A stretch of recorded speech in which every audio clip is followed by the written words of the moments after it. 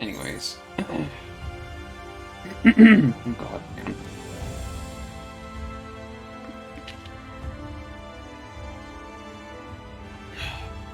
In the name of light. Ah, Master Machad. Will you be venturing forth today? Do be sure to take care, if so. Though they say the star shower was harmless, one can never be too careful. But I concede it is not for me to tell the warrior of darkness how to look after himself. Old habits, you understand. Ah, Samael, how very opportune. Greetings, my friend. Do you perchance have a moment to spare? I am a boof. Wonderful, wonderful. I wanted to thank you, you see, for revealing to us the truth of the Warriors of Light. After all these years, your tale set the record straight. Finally, the people see them as the great heroes they were. Oh, excuse me. Oh, got something stuck in my throat. Goodness. Sorry. Well, the great hero he is, in the case of Ardbert. You too were surprised to see him, I think? It's not him! It's not him! At the time, I was not certain what to make of it all, but I could see the effect his words had on those around me. And then the stars rained down from the sky, and, well, you know the rest.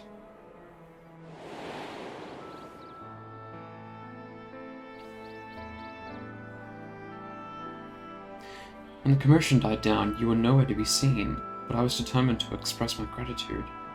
So here I am. How do I know it's not him? 'Cause it's not him! It's Elidibus! He's hopped in Ardbert's skin. He told us! Thank you, Samael, for giving voice to the truth and restoring the Warriors of Light to their rightful place in history. Spoiler. Ow. Should you perhaps wish to have your account for these matters committed to writing, I would be more than willing to serve as your scribe. Indeed, if there is anything I can do to help, anything at all, you need only say the word.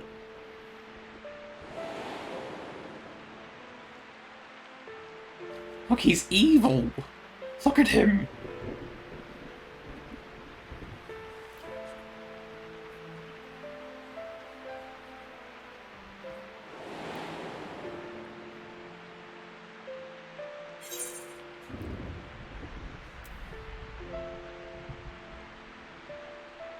Very well. Tell me what the situation is like in the city. The situation in the city? Do you mean the people's awakening as warriors of light? Well, while questions remain about the circumstances surrounding Ardbert's return, history tells us that what took place may not be entirely unprecedented. Ah, but to understand that requires an understanding of warriors of light in broader frantic context. If it please you, I should be glad to provide an overview. I flatter myself that I may grant you a better grasp of that which is occurring, not only in this Crystarium, but the world at large. Excellent! I shall return to the cabinet at once and look up the relevant texts. Pray join me at your earliest convenience.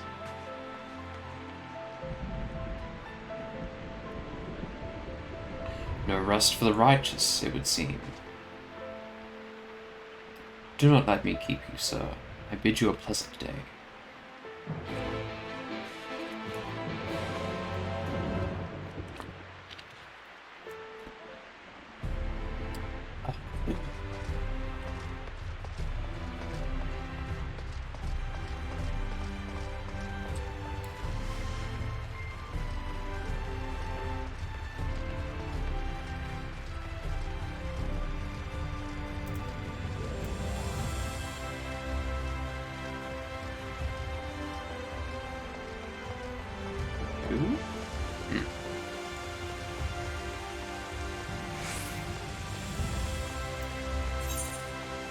Okay. Have curiosity.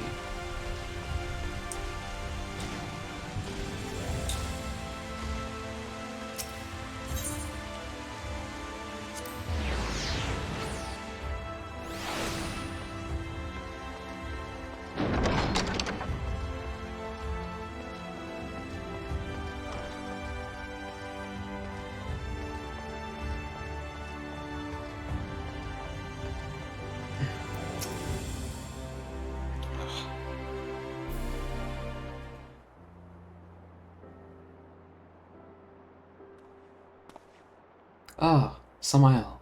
Excellent timing. I have but this moment finished gathering the materials for our lesson. As a great many works make reference to the Warriors of Light, I shall, with your permission, focus only upon the details that seem most relevant.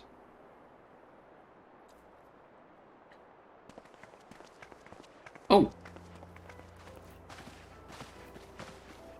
The Warriors of Light, you say? Forgive us, but we couldn't help overhearing. We've been out keeping watch over the Crystarium, but it appears to be business as usual. So I thought I'd spend some time brushing up my knowledge of familiars, and Alfino volunteered to help. I actually came on a different errand, but I'd be interested in hearing about the Warriors of Light as well. May I join you?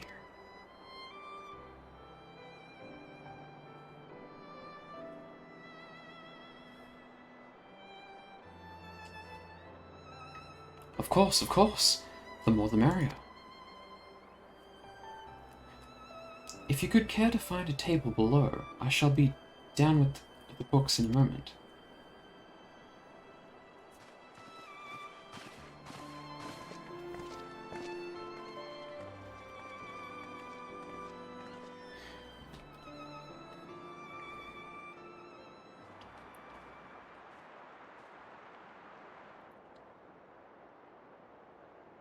Were one to pore over the annals of Ooh, that's a word. What? Gasp. The annals of Randic history, one would note the comparatively frequent reoccurrence of individuals hailed as Warriors of Light. Keep an eye on your Hrothgar face in this cutscene near the end. Okay. Ardbert and his comrades require no introduction, but many others bore the epithet long before them. To name but a few, there was Tolthawil, legendary first king of Lakeland, Rodford and Solard, the fabled Dran and Gulgent duo of Verbert. That's a mouthful. And no list of Randic heroes would be complete without an archmage, Tuna of Ronka, in older texts. She too was called a warrior of light. It did surprise me how ready people were to forget the negative associations of the title, but it makes sense if it's been around for centuries. Verily, in ages past, it was simply a synonym for hero. In the wake of the flood, however, light came to be rewarded with fear. The title used not to exalt but to revile.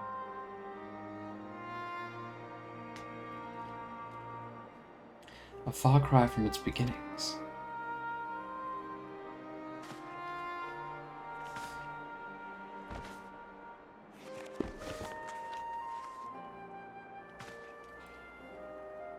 Ooh. Oh shit. That's the dude from Final Fantasy 1.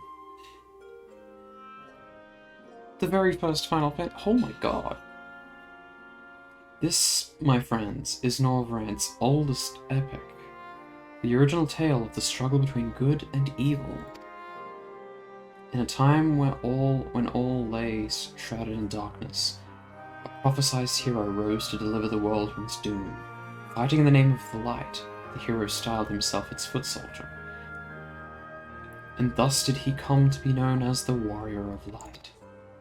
Curiously, in the centuries that followed, other heroes appeared who claimed the selfsame epithet.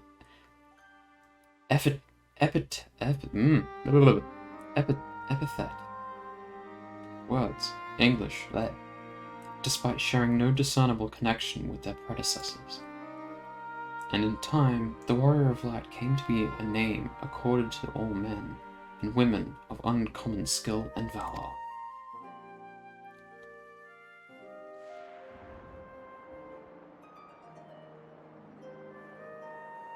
Well, well, the plot thickens.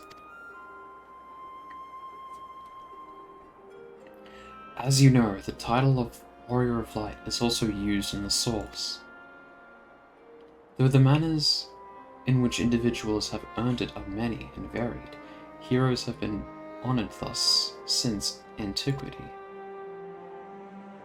Nor does the custom show any sign of dying out, as you can well attest. It makes you wonder, doesn't it? It surely can't be a coincidence. Indeed not. Let us imagine a man who has awakened to the echo and is able to hear Heidelin's voice.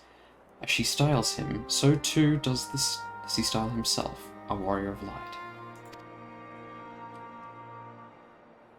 Of course, being blessed with the echo does not in itself make one a hero.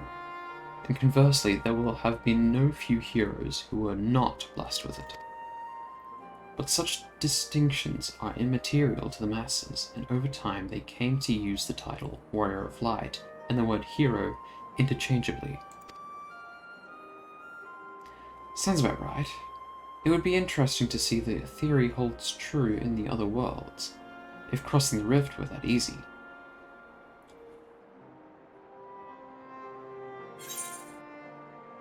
Heidelin did call me the Warrior of Light. It's no name, doesn't change anything. And there I was thinking I was special. Heidelin did call me a Warrior of Light. And there I was thinking I was special. She did? I've never heard her voice myself. But I can feel her presence. Perhaps through Minfilia. At any rate, assuming all of this is true, and there's a common thread behind the effort. I can't say that word!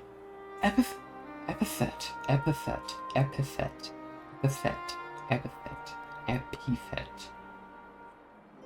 Wait. 1 second. Epithet.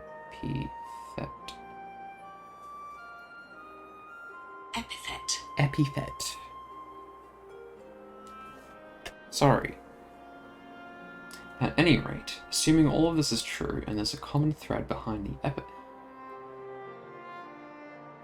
I doubt the Ascians will have been amused. I'm so sorry. To have the world at large associate light, and by extension, Heidelin, with good, must have added insult to injury.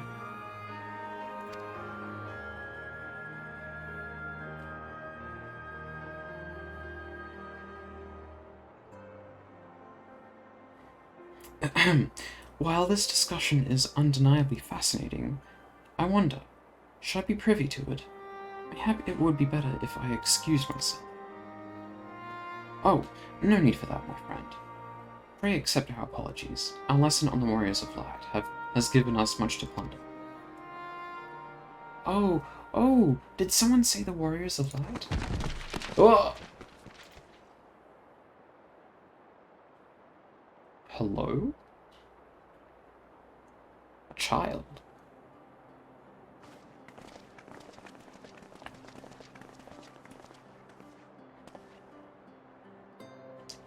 Rikitio, are you alright?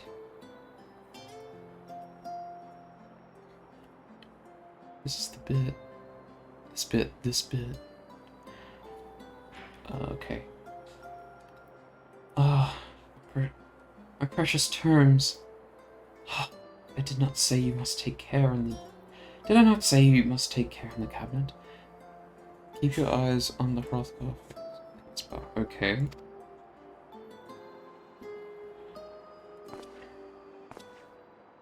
You too, Archeal. Well? Ugh. We're sorry, Master Moran. Aren't you... the Warrior of Darkness? She has big eyes. My name is Ricky Tio, and I want to help everyone. Please, tell me what I have to do to be a hero, to be a warrior of light. Huh?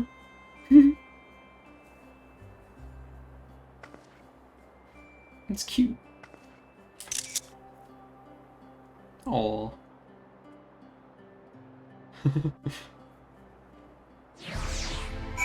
It's very cute.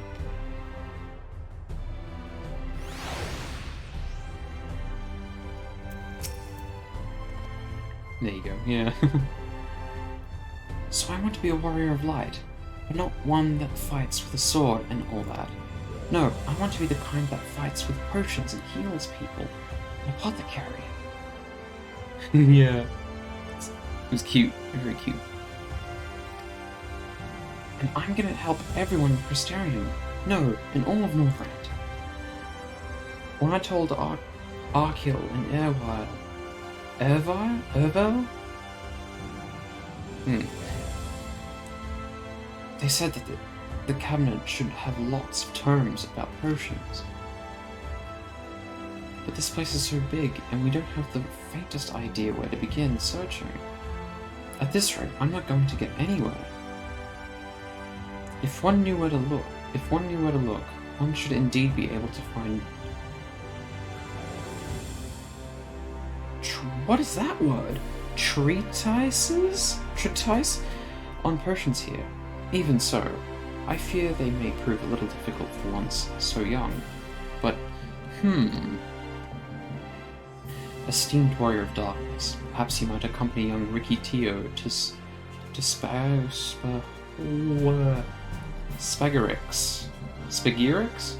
Rather than through terms, I believe she stands to learn more by observing the Chirurgians at their work.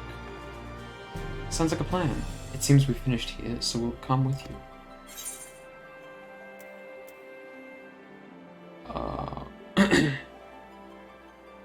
Last one, there's a rotten egg.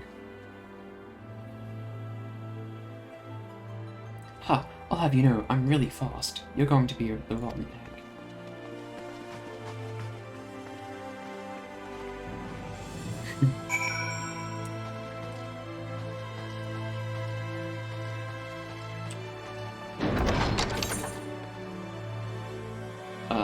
Docile fate.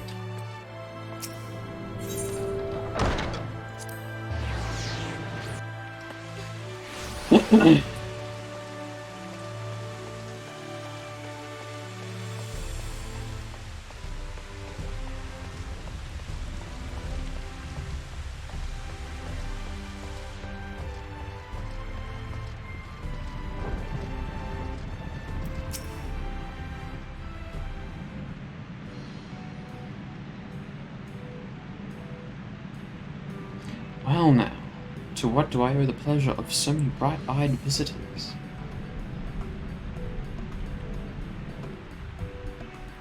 Is that the way of it, sweetie? You wish to learn about medicine? That's right. I want to become a warrior of light who uses potions to help people all over the world. Well, that is a very noble endeavor, and you aren't alone in it. No few at our infirmary yearn to venture forth as warriors of light. But ultimately, they have all decided not to pursue that dream. Huh? Why? Because the people here need them too, sweetie.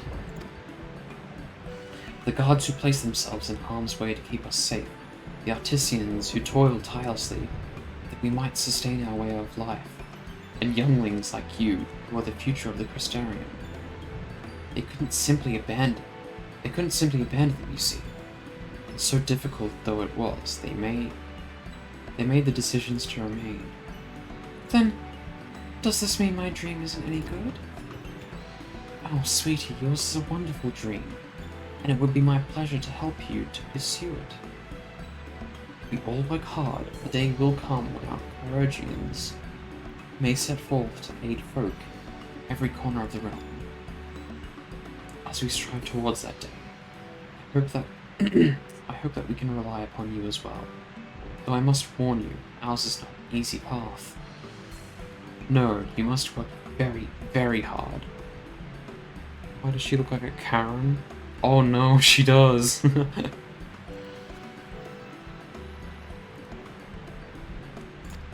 Anyways. I'm not afraid of hard work.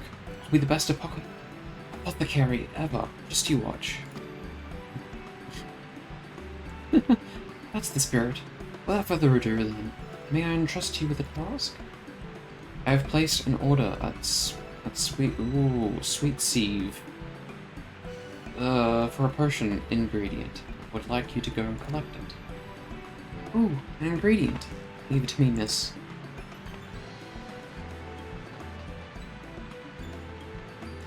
My, such an abundance of energy. I can't help wonder if she'll be alright by herself. My apologies, but would you mind accompanying her? When you arrive at Sweet Sieve, speak with a woman named Gracine, and she will point you in the right direction. I shall join you, as the one who suggested this course in Rikitio. I would assist in her first steps.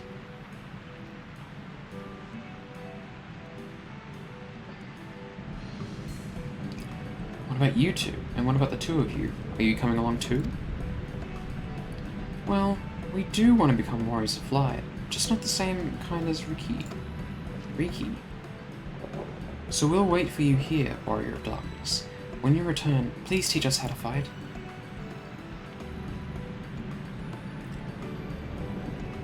In that case, Reen and I shall keep them company and take the opportunity to ask about their aspirations.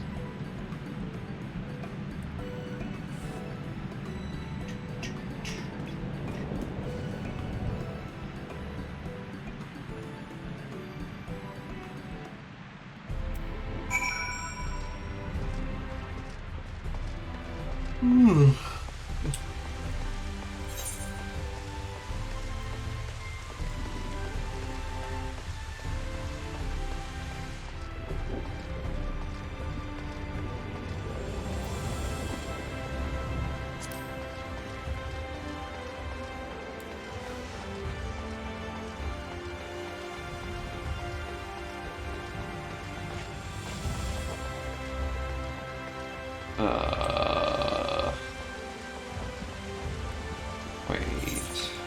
Where's it? It's not even upstairs. God damn it.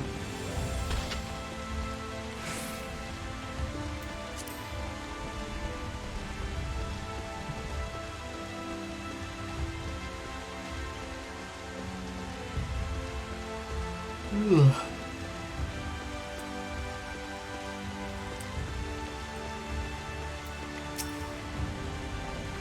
If it isn't the Warrior of Darkness himself, may I assume you are with Master Alpino? Right, lest you wonder, Chester Miles ordered this for grapes.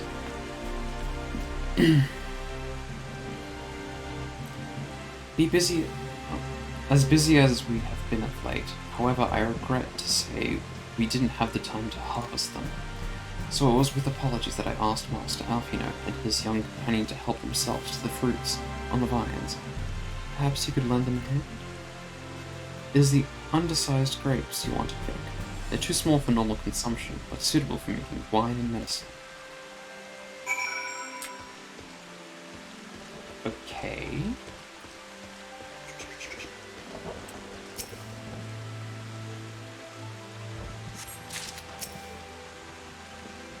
Oops.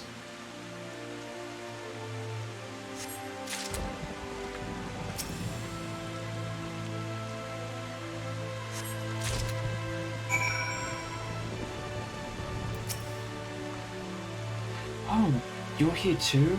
We're picking little grapes. It's quite fun.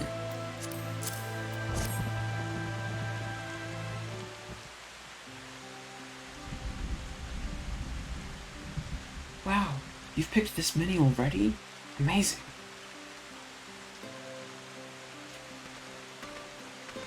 Ooh. I dare say we have enough between us. Shall we take them back to the Chesameal? Hehe, I can't wait to see what she's going to do with them. Tell me, Ricky, what made you want to become an apothecary and warrior of light? I? Well, a while ago, I fell sick. Really sick. My body was burning up and I felt so weak I couldn't even get out of bed. Then a traveling apothecary came and gave me a potion to drink. It was the foulest thing I've ever tasted, but it made me get better. She was so brave, the apothecary I mean. She went around taking care of people, even when it was dangerous, and I decided I want to help people just like her. So I started brewing potions out of grass and giving them to my friends, but I didn't really know what I was doing, or if there was anything else I could do.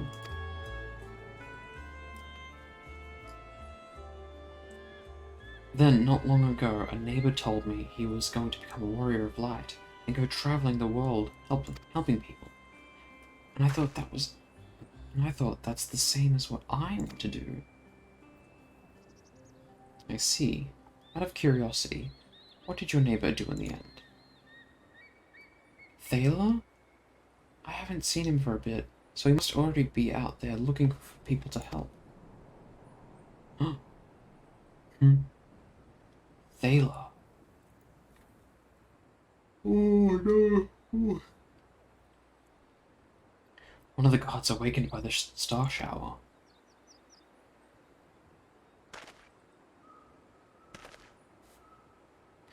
Thank you for sharing your tale with us, Ricky Tio.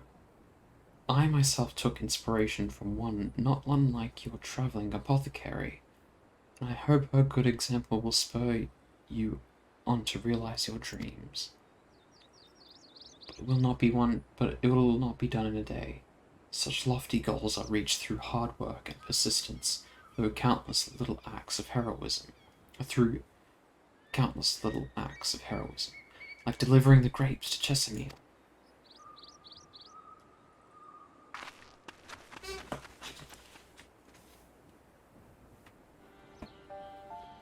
It would seem I have been laboring under a misapprehension.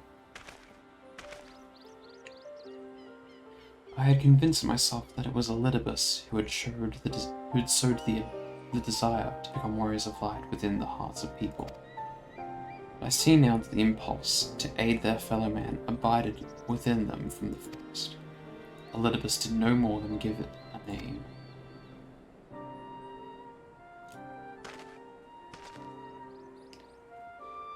And as he so kindly proclaimed, we must return to our own world ere long.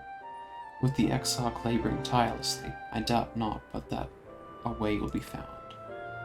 Yet I believe I speak for us all when I say I cannot leave in good conscience, not until we have dealt with Elidibus.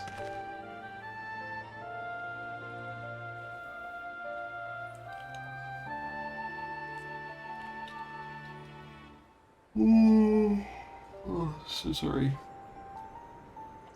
This is no longer a strange and distant land, after all. Norvrent has become as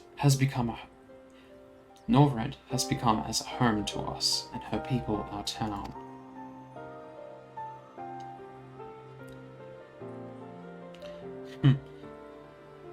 Let us return to Spagarix. It wouldn't do to keep your admirers waiting.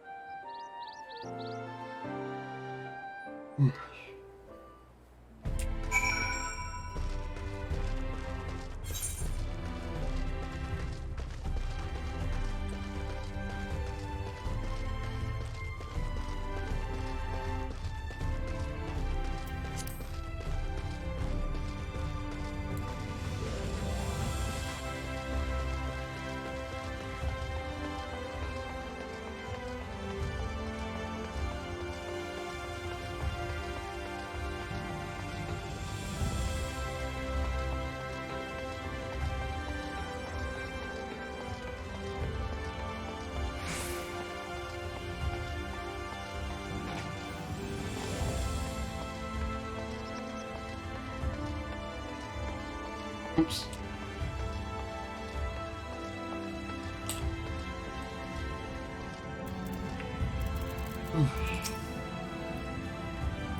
My thanks for your kind help, sweetie. We now have all the ingredients we require. From the grapes we shall make a vinegar, to which we will add elf grass and a few other herbs to produce an invigorating syrup. Though it's unspeakably sour, it does wonders for the constitution. As part of her studies, I may just have to give Riki Tier a little taste.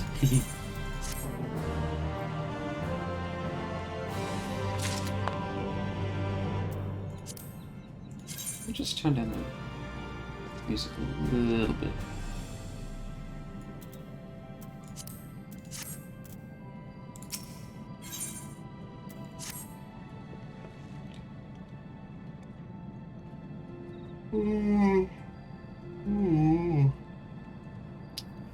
Warrior of Darkness, if you finish helping Riki, won't you show us some fighting?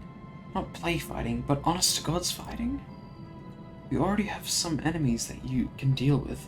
Vampire bats. The guards say they've become a pester in the Crystarium of late.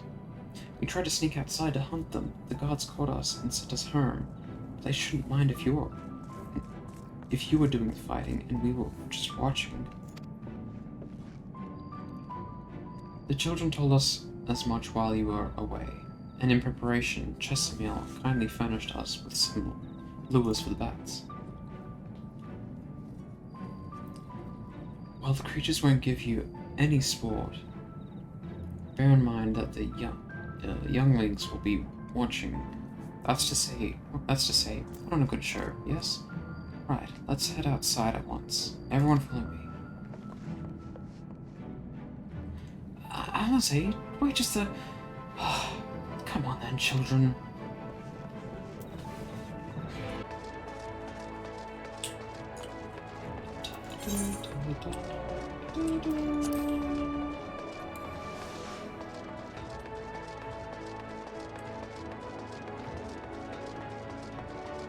Ooh, oh my god, why am I yawning so much?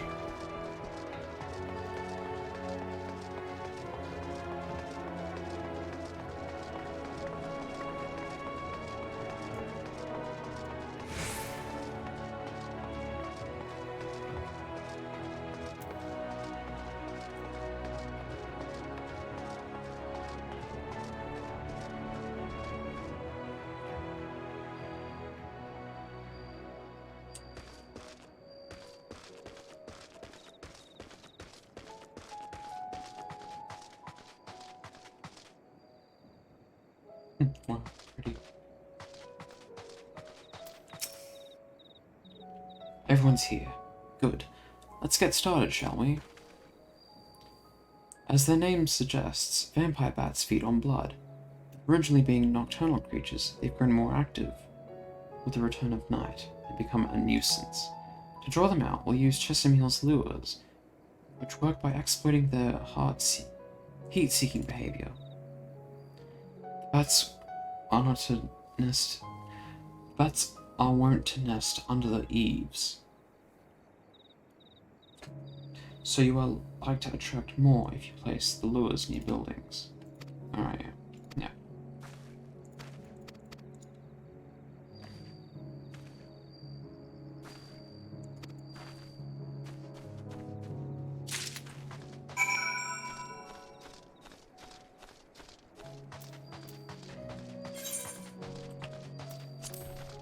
Whoa, huh? No, go away.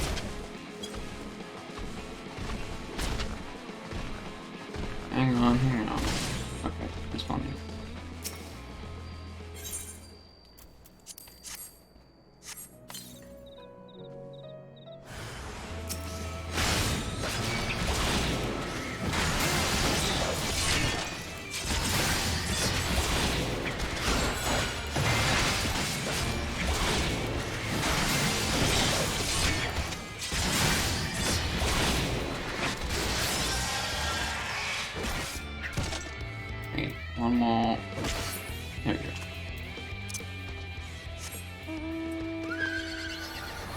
Whee!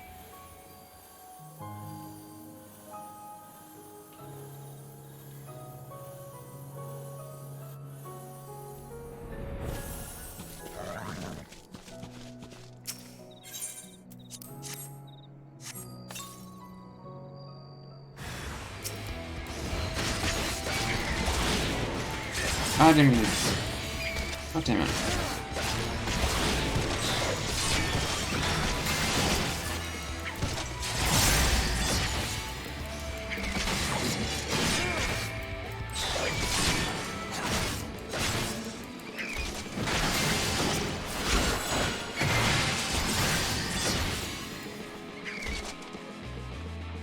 Boink.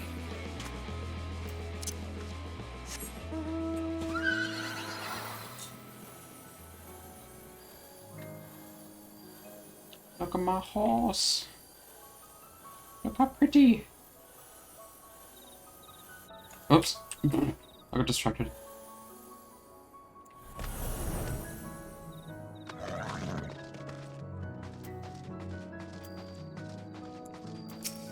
No.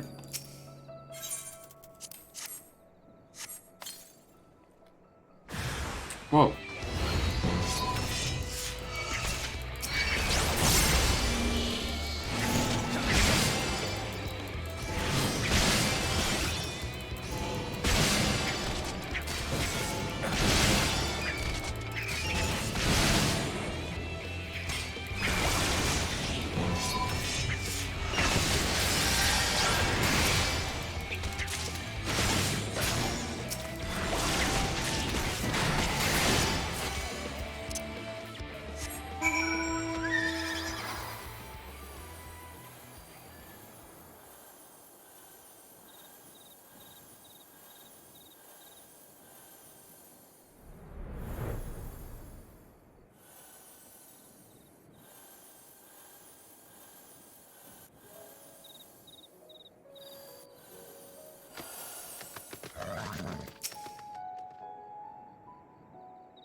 Somehow, the children were hanging on your every move. As was I, to be honest. Though I know the tally, I may see your fangs for good measure. May I see?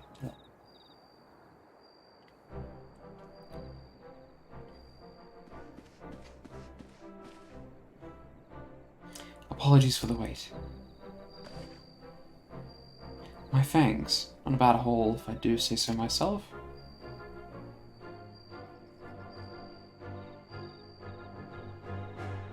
5, 6, 7 fangs from Alizé.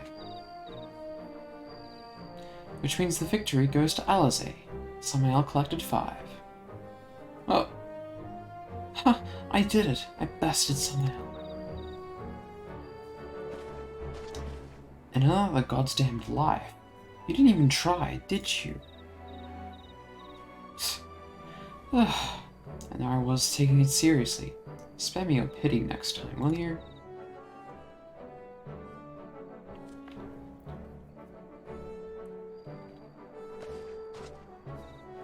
So, children, you've now seen the Warrior of Darkness in action. What are your impressions? He's incredible, miss. The bats were down before they knew it. Our gods are strong, but the Warrior of Darkness is much, much stronger. We want to be just like him. Good. If you're looking for an example to emulate, you may as well pick the best. I want you to remember how you felt when you watched Samael, and train hard. Keep at it for long enough, and you'll be strong too. And if you don't mind telling us, when did you decide that you want to become Warriors of Light? Well, we were listening with everyone when Ardbert appeared, but I've wanted to be strong since before I came to the Crystarium. The Sin Eaters killed my father and my sister, see? I promised myself I'd learn how to protect people one day. Like Ardbert said, this is our home. We're the ones who have to protect it. We're the ones who have to rise up as new Warriors of Light. What about you, Argyle? Me? To be honest, I'm still not sure what I want to do. But if my friends were in trouble, I know that I would want to help them. And I want to go on adventures with them, see the world together.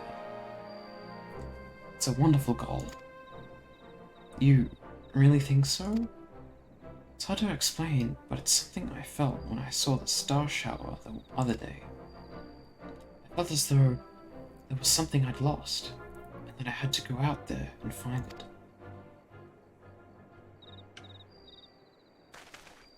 Well, for the both of you, there's nothing for it but to train. When we return to the city, I'll teach you some exercises you can do by yourselves.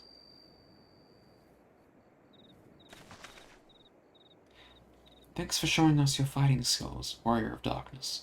I'll never forget it.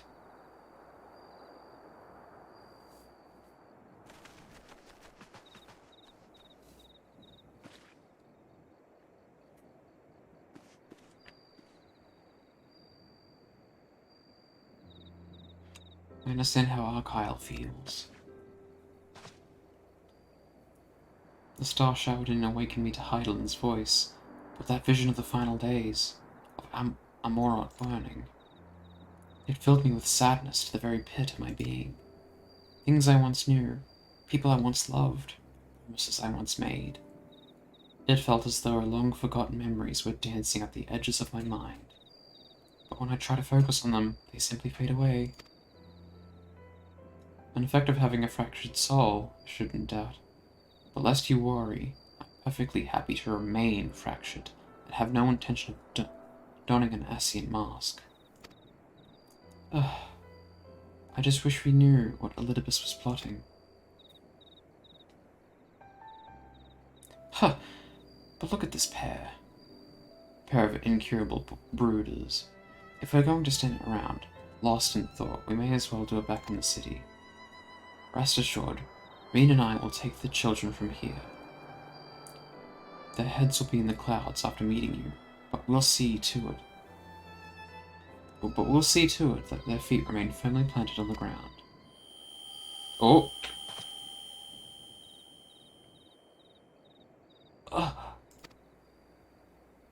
What? It's nothing. Just a dizzy spell. Seems I tried a little too hard to beat you.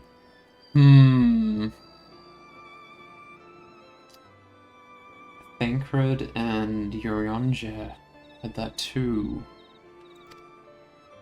I'm fine now, not to worry. See you soon.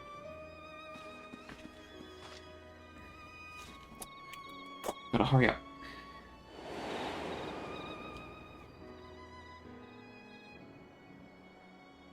As you ponder Alizé's words, you are taken by an urge to revisit the scene of that fateful meeting.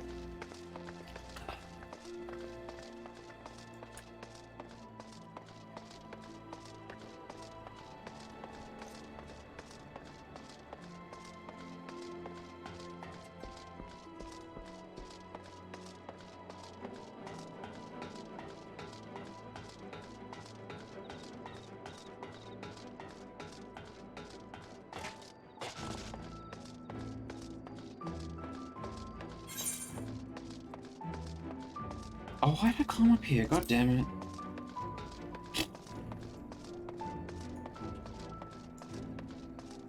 Eh.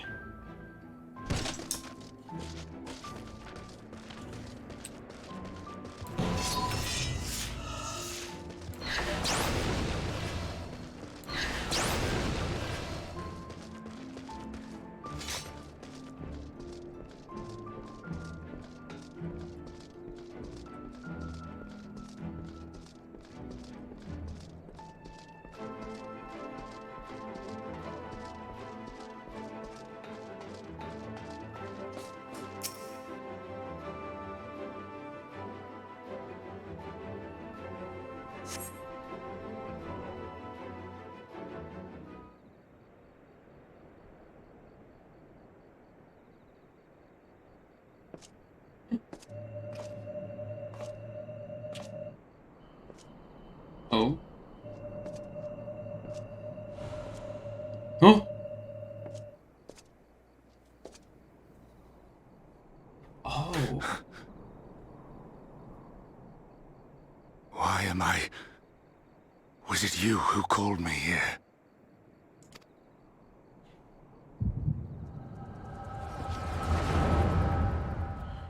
Hmm.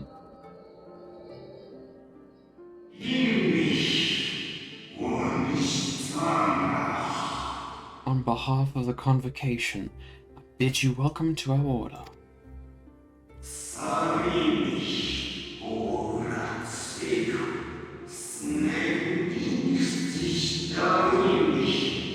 At times you will stand with us, at times you will stand against us, or that you might steer mankind at the very star, upon their true course.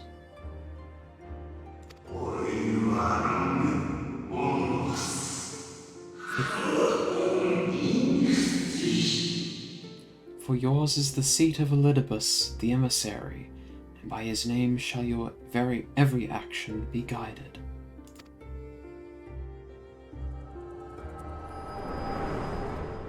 What? So you peered into my memories. No matter. You will have found little of import. But I see you intended to summon me here no more than I intended to come. The fault is mine. Such is the burden of hope.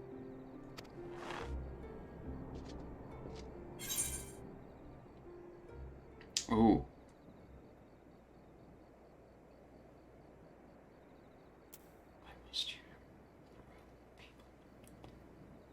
Why must you embroil the people in your plans?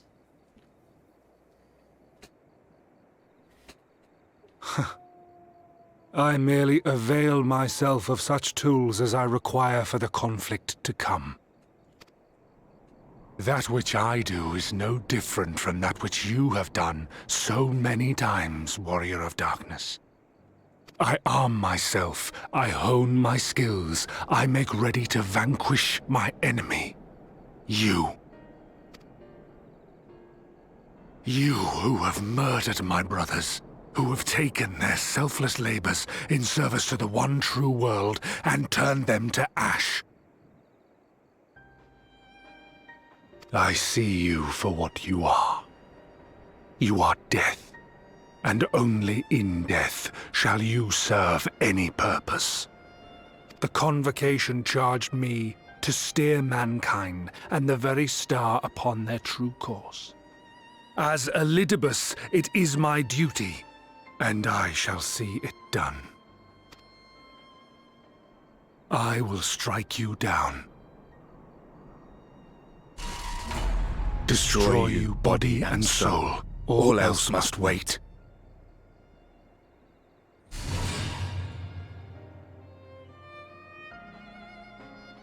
Ere long I will come for you, Warrior of Darkness. And I will save the world. That shit gave me goosebumps.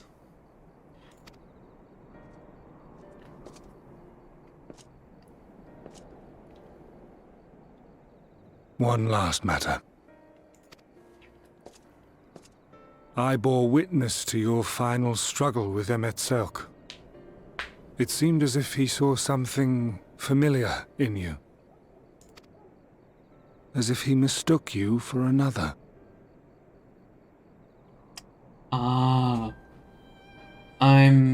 What is it, Vinar? Vinay? Vinar? Vinat? Vinar? Something like that. Oh, hang on, no. Hythlodaeus called me his new old friend.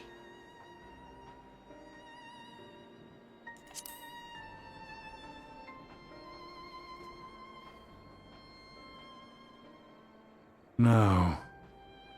I recall not of whom he spoke. Mayhap I never knew you. Or mayhap it is another fragment lost. Ah, I wasn't aware you already had a guest. If the conversation is constructive, I shall not intrude. Hello? Oh. Wait, he's glowing. What? Why is he glowing? But if you seek to stir up trouble, Elidibus, then I must insist you leave at once. Fuck off, Elidibus. Why is he glowing though? Oh!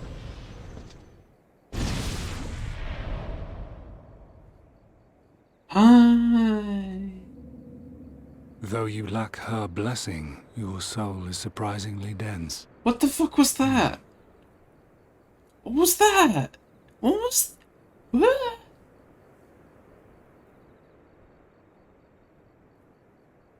Seriously, Elidibus, fuck off. Okay, bye. Worry not. I seem to be unharmed. Cool, why are you glowing?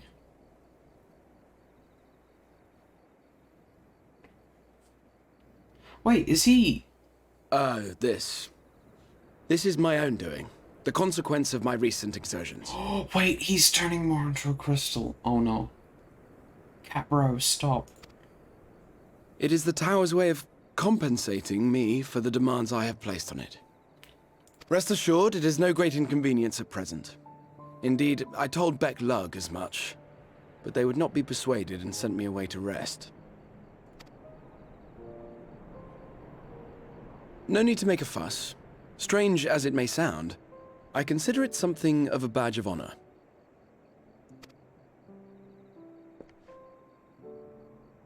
One of the brave souls who saw me delivered unto the first once said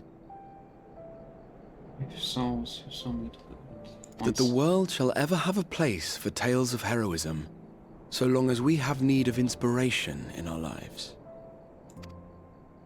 Though he and his fellows had no way of knowing whether their mad scheme would amount to anything, they knew that the attempt alone would inspire hope. Or so they hoped.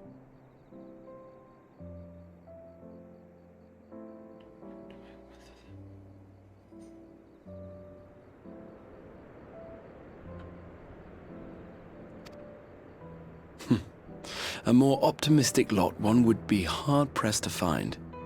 They said they would find a means to save our God's forsaken world, just as soon as they had sent me on my way. Said it with such confidence that, for a fleeting moment, I half believed them.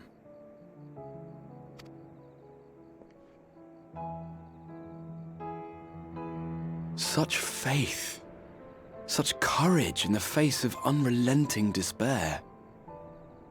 For a long time, it was more than I could bear to remember them. But having come this far, having sent full many on their way myself, I see things more clearly. To take action is to hope. To believe, to choose to believe, is to take the first step towards a brighter future. And why do I tell you this? Because I want you to indulge me in a little recklessness. Needless to say, I have a plan. And when all is said and done, I will ask yet another favor of you.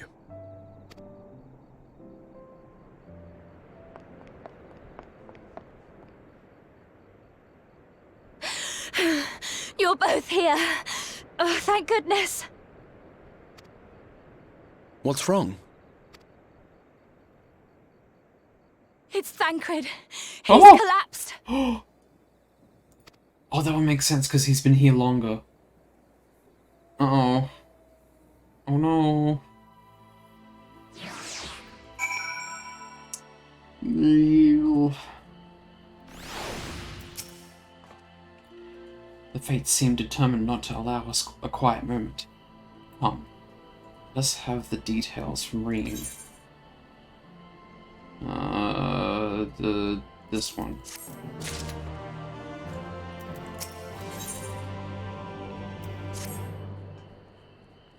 It happened after Alisaie and I saw the children back to the spaghetti, I don't know. We chanced to meet Thancred there, returning from his mission. He'd been shadowing Elidibus around the realm, only to lose sight of him near the Crystarium. And he was in the middle of telling us where he'd been when he just collapsed to the ground. The Chirurgians were looking after him. Oh my god. Chirurgians are looking after him now. The Alphino standing by, just in case his healing magics are needed. Since I couldn't do anything to help, I thought it best to find you, and the guard at the XIV told me where to look. I see. It cannot have been easy leaving Thancred's side. My thanks for bearing word to us. Come, let us hurry to the Spagarix.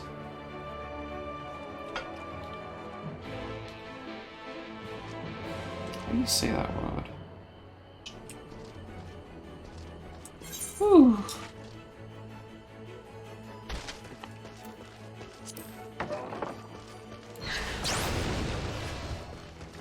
I see you.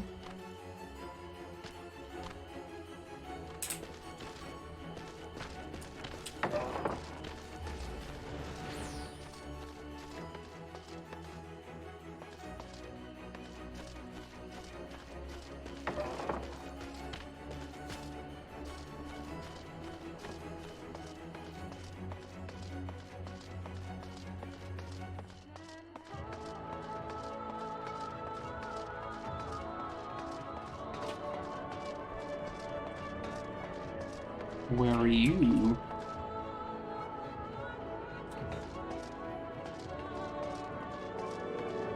You silly.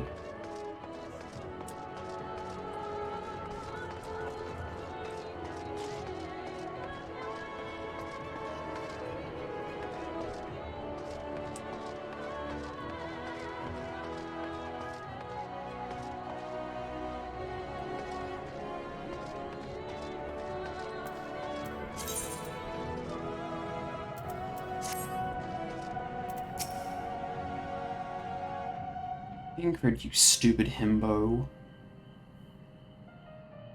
They dragged you here too, did they? My apologies. How do you feel? Embarrassed, but otherwise well enough. I won't be staying overnight. This episode was not the result of any injury I could find.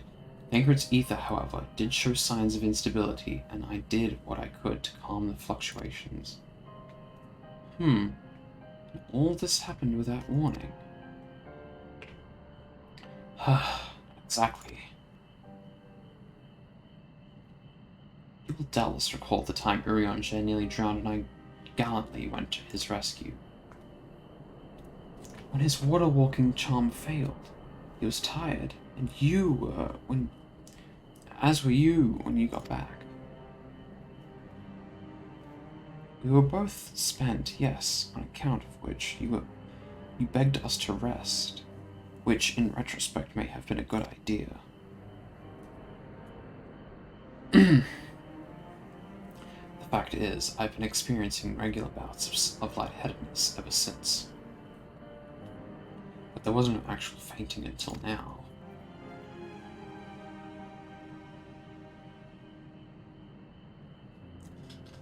As Alphino observed, I have no lingering injuries, and it most assuredly isn't old age, which leaves but one likely cause. The link between body and soul has weakened further. Time grows short, we must complete the spirit vessel with all haste. To that end, Samael, might I trouble you to make a trip to the source? In addition to looking in on our friends' bodies, I would have you consult Kryl about our plan.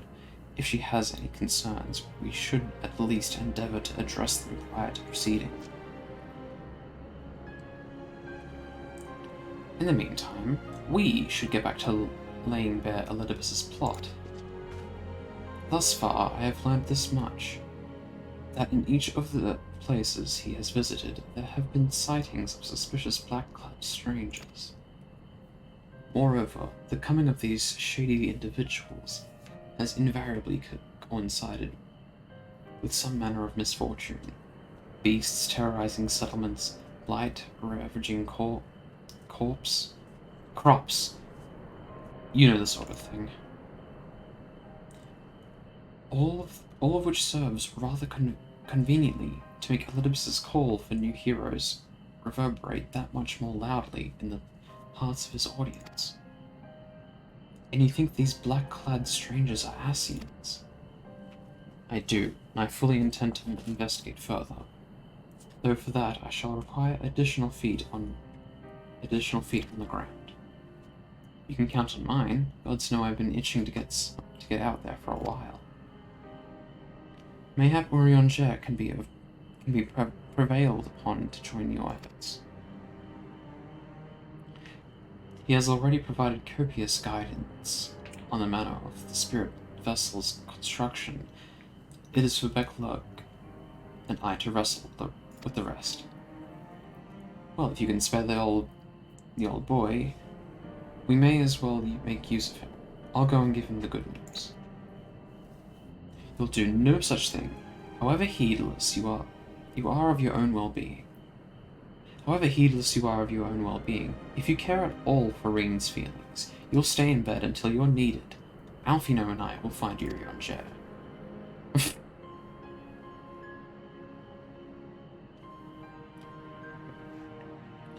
All being well, we will have news to share by the time you return. Safe travels, son.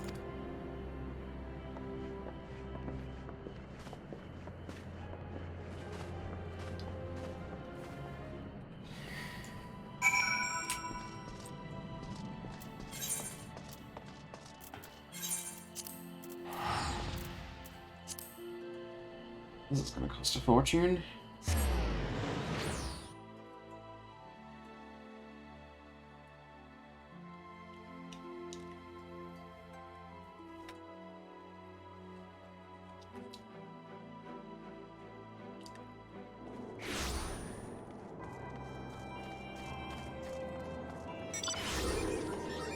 Whoa!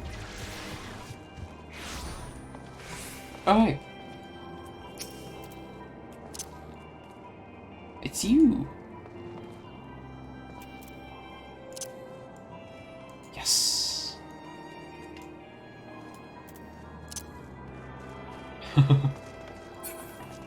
What? Can I help you? Yeah, I didn't think so. Get out of here. Anyways. Alright. Oh!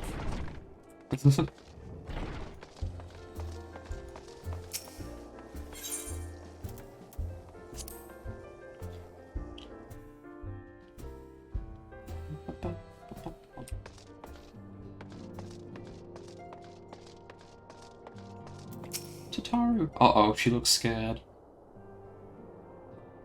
Or concerned. Samuel! What excellent, awful timing. You see, our friends, they've taken a turn for the worst. Kryl has hardly had a moment's rest these past few days.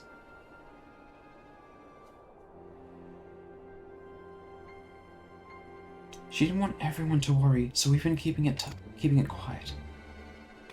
Oh, but listen to me. I call myself a receptionist, but I haven't been bothered to ask you why you're here. So they think the spirit vessel will be ready soon, and they want to make sure and they want to make sure there are no problems at this end. You better talk to Kryl. She's with the others in Dawn's respite. Let's go and see her. This cutscene wounded you? Or just prepare yourself, alright? Oh.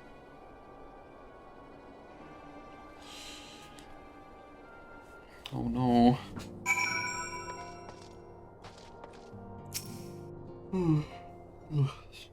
Oh, they're gonna look like a dried apple. Like a raisin. Sultana.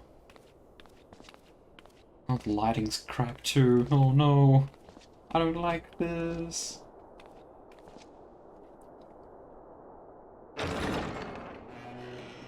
Excuse us.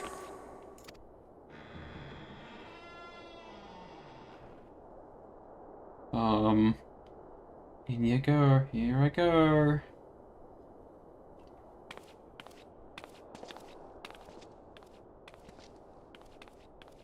This way. Why is it so dark in here?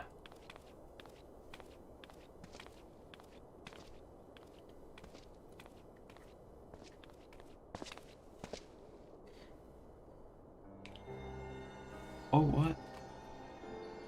Why is it so dark in here? Hang on.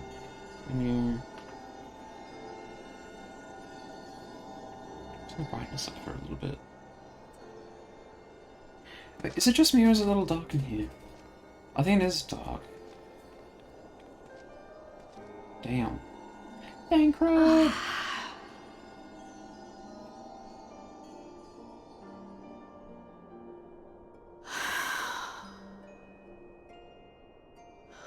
I would rather you hadn't seen this. I'm sorry. We have urgent tidings. Oh, no, I'm not angry with you.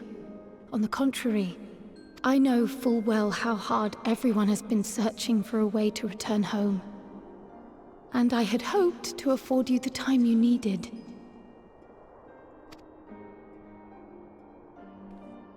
But given our friend's present state, perhaps it was for the best that you came.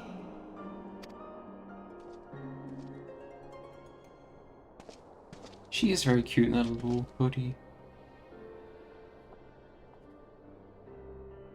Stiff and cold, all of them. As if they were made of wax, barely alive at all.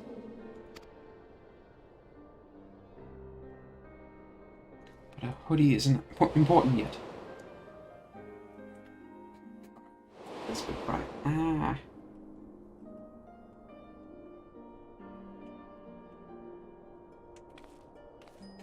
And they had been doing so well. Save for occasional signs of etheric instability, they appeared to be in passable health. Then, quite without warning, things took a turn for the worse. A change for which even Master Matoya could offer no explanation. She could only remind me that the soul is yet an unknown frontier, and that much and more lies beyond our ken. But let's not lose heart just yet. At times like these, it is all the more important that we remain positive. Why? I but this moment succeeded in quelling a fluctuation in Thancred's ether. And while the others have weakened, they have remained relatively stable. I believe I may leave my post for a moment. So come, let me hear your tale outside.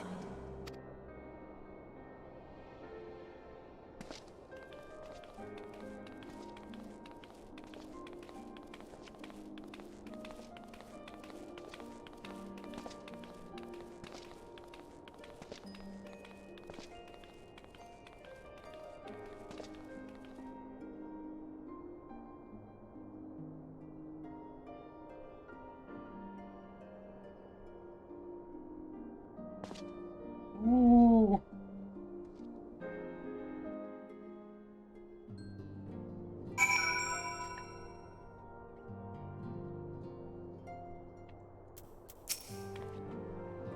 What news from the first?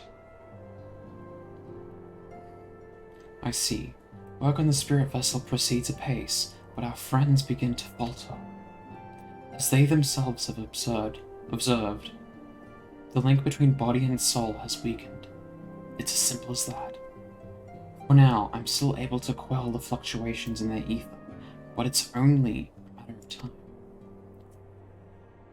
We'll lose them if we don't act soon, so if the Exarch is ready to attempt something, let him attempt it. As for the spirit vessel itself, if we seek to draw upon Allegan wisdom, we could do worse than consult an expert in the field. And I think I know just the man. Time being against us, it may be best if I go and solicit his aid in person, even if it does mean leaving my patients. Alright, I am back. Oh! Mario? Hello? Hello? Yes, I'm back. Hello. I went to get tea. Tea has been acquired.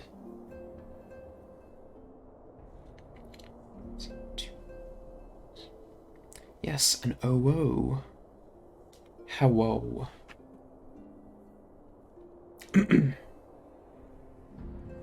So I apologize if you hear anything in the background. It's my parents are just watching something on the TV. And it's literally a wall away, so apologies.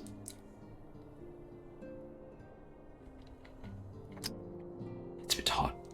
It's hot. Anyways. Food for the soul. Samael, could you spare a moment? While Kryl goes and finds this expert of hers, I mean. Oh, quite posh. Yes. Do you have coffee biscuits to go with that wonderful tea? What's a coffee biscuit? No? No, I don't. I would love to, though. We have a biscuit company over here in Australia, and they make wonderful biscuits, and I wish I'd had them. Bonk! Ow! Why? There's a gift I was hoping to send to our friends in the First, you see, and since we might be waiting for a while, I wonder if you wouldn't mind giving me a hand with it. My first attempt turned out well, so I'm going to make it properly. I'll be in the kitchen at the House of Splendors. Meet me there. What the fuck? Oh, it's a Kappa face, but it looks like a gingerbread man? I think? Well, I had better be off too. I shall see you soon, either here or at the house, depending on how our patients fare in my absence.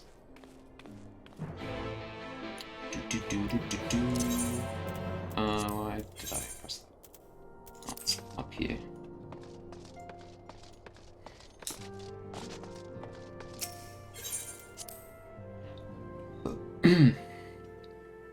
Yeah.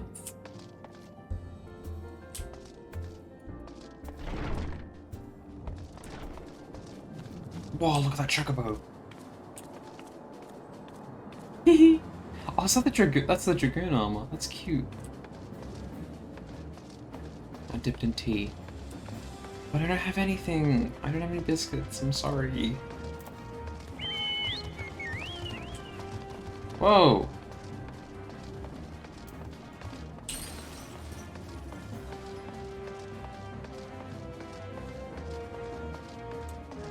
Stairs. Here we go.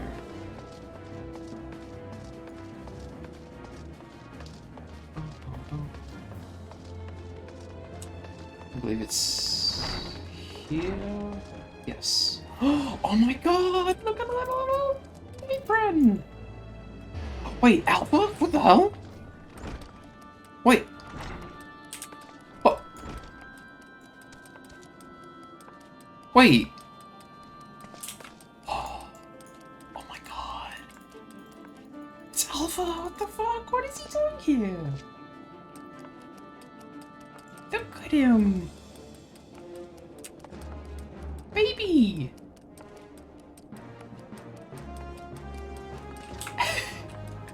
Oh, that's cute. What's he doing? That's so cute. Look at him. Oh my god, okay. There you are, Samael. I'm sorry, I'm distracted by Alpha. I can't look at him. I need to read. As I'm sure you've guessed, the gift is a bit of a home cooking. Unlike Kryl, I can't do much to help our friends directly, but that doesn't mean I've been idle. Nothing I've been doing my... No, I've been doing my... To get him, we need to do Omega... yeah, I know. I got the minion already. I've done all the Omega raids. It's very interesting. I'll show you in a second. No, I've been doing my best for the Order, taking on this job, and that to keep our coffers full. I've even helped with the Ishgardian restoration. And in the course of all this, my culinary skills have come on quite a bit, so I thought, why not make something for our friends? It's baking in the oven as we speak. Shouldn't be long now. Okay. Oh, never mind. Yes, after this cutscene.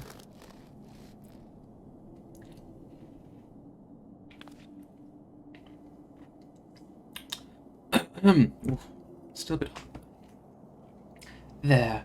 Baked to perfection, even if I do say so myself. Bread! Loaf! It's bread. It smells great.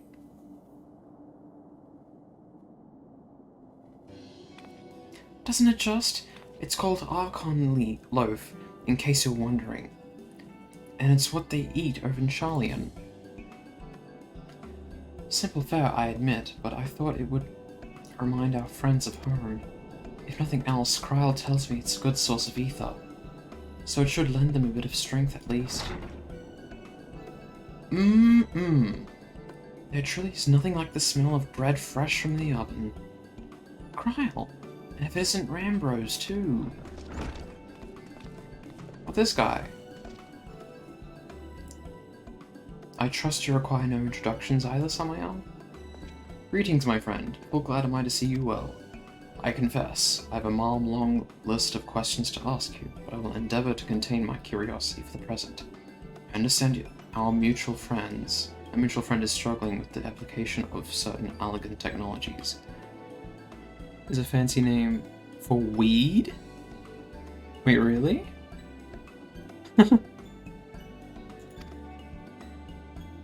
I've been keeping Rambros apprised of events in First. Suffice it to say, he knows about the XIV. If anyone alive can prove insight into this matter, it is him and his fellow sons. Loath am I to disappoint you after so glowing an endorsement. Memory transference was the sole province of Allegan royalty, its mechanisms closely guarded secrets. If any record of them remains, we have yet to find it. To wit, I regret that I can offer no solution to your problem. Which begs the question of why I bothered to come here, empty-handed as I am, the long answer being, rather brazenly, to ask a favor. I would have you relay a message to our comrade. Tell him that we never doubted him. Never doubted that he would achieve all that he said he would. Those of us who remain behind have yet to play our part. But when the time comes, he may rest easy in the knowledge that we will most assuredly do so. And then the tower shall shine once more as a beacon of hope in this world and beyond. So tell him that we consider his duty done, and that he should follow his heart now. I just used... I almost misread Archon Leaf. Is it Archon? Huh? I just used how you almost misread Archon Loaf.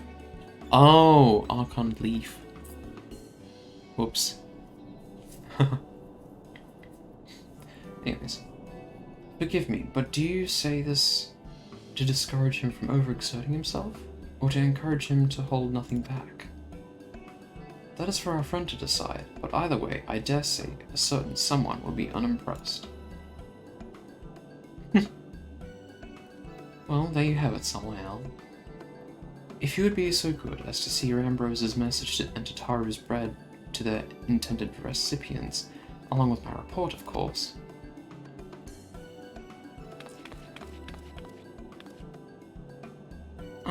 Kryle, before I wrap the bread up, would you mind giving it a try? Just to make sure everything's as it should be? But of course, I'm always happy to lend my taste buds.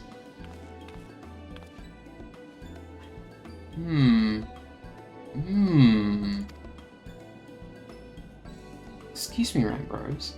As a fellow Sharlayan, may I trouble you for your opinion? Well, I usually have mine with a good dollop of Rollenberry jam, but I suppose plain is best for sampling purposes.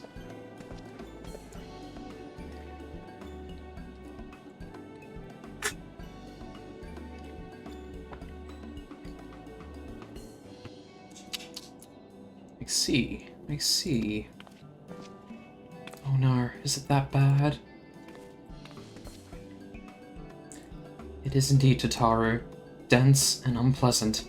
Exactly as it should be. Just so, the very taste of home. As you might expect, our countrymen have amassed a wealth of culinary wisdom from every corner of the world. But our native cuisine is, shall we say, a little lacking.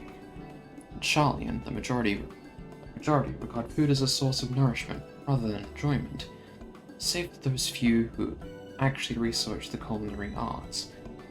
We pay little heed to the niceties of taste and texture. I love that laugh. Oh, thank you. It was against such a gastronomic landscape that what is now called the Archon Loaf was born. The creation of an Archon who devoted himself to the study of bodily sustenance. In order to maximize its nutritional value, he incorporated copious quantities of pulverized fish and vegetable matter into the dough, all while nary a care for those qualities which make bread enjoyable. The result is a flavor that continues to defy description. Yet for its many shortcomings, the loaf's nutritional value cannot be denied. And being a damnably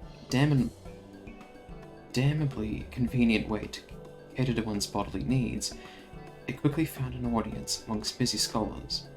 Why, when I was a lad, nigh every meal was a sandwich made with this very bread and whatever ingredients happened to be on hand. I suspect just about every Archon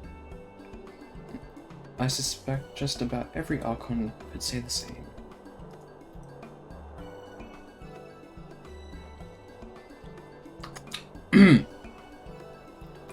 Having been away from home for so long, I thought I might have forgotten the taste, but no, it's all too familiar. Ah, how it takes me back.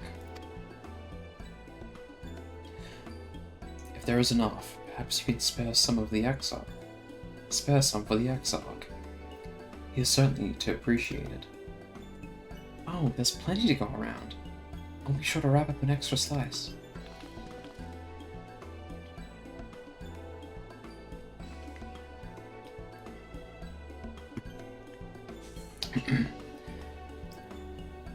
Somehow, when you deliver the loaf, please be sure to send everyone my regards.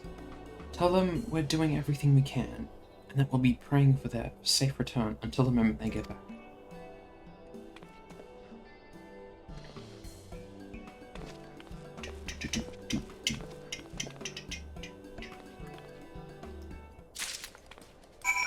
Oh!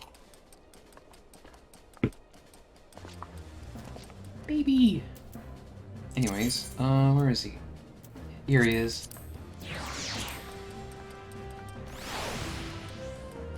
Hey!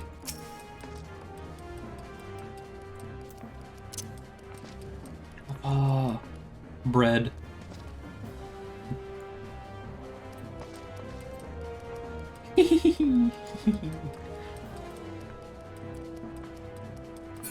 Baby! Babies. He's saying hi to the wall. Excuse me.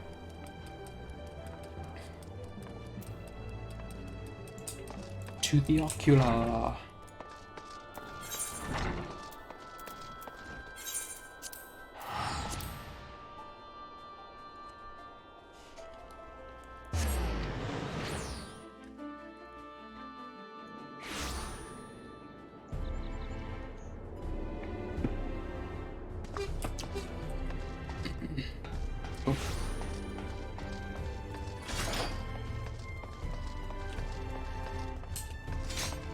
Ooh.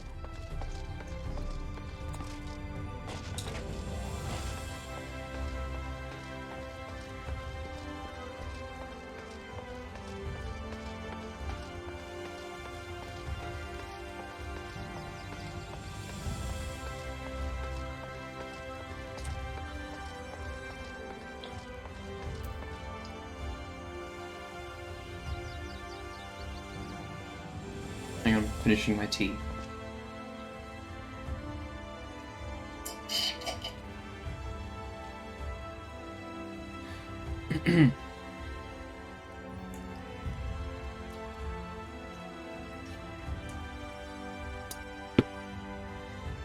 Me. Okay. Yes, I have business with the Crystal XIV. Oh, hang on.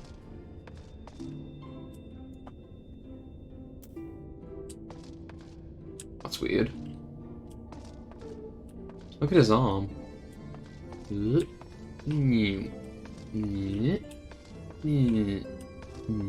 Okay. Welcome back, my friend. How was your journey?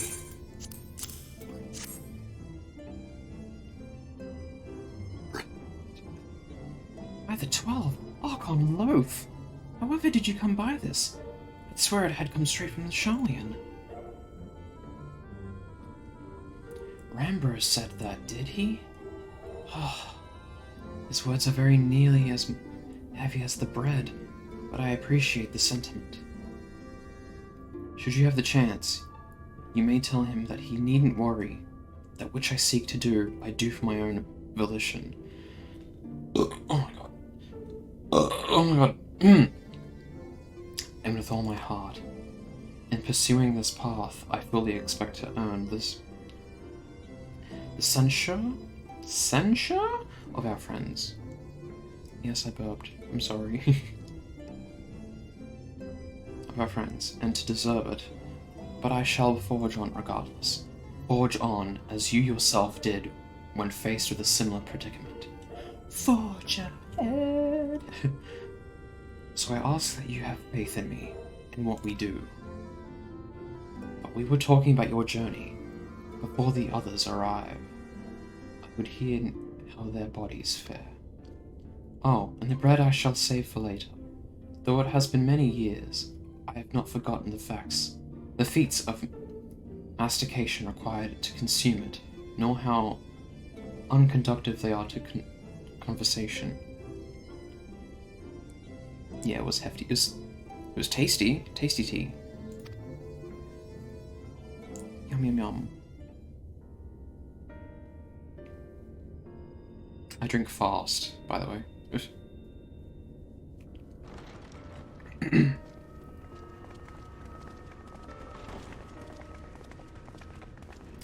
Everyone's here. Forgive the delay. We have visited every region and confirmed the presence of Ascians throughout the realm. Oh.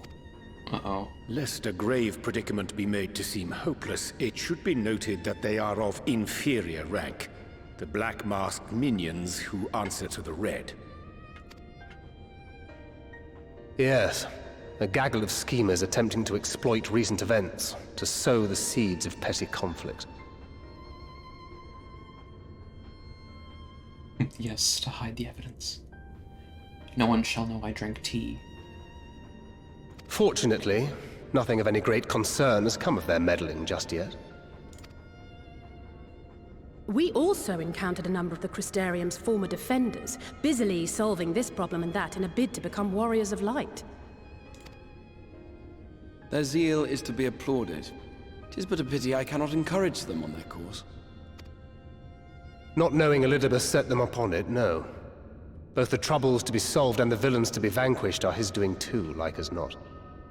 And so, with apologies to the aspiring warriors of light, I believe it best that we deal with the Ascians quickly and quietly. I quite agree. But tell us, what news from the source? How fare our bodies? Well enough, though time is not on our side.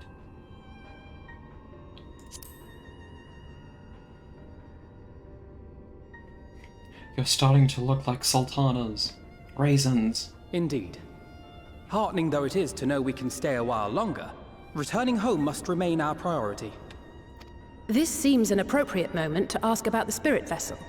Have you made any progress? There should be a bread option. Really?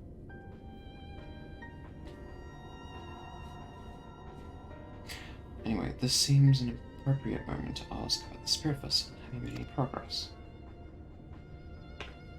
We have, as it happens. One moment.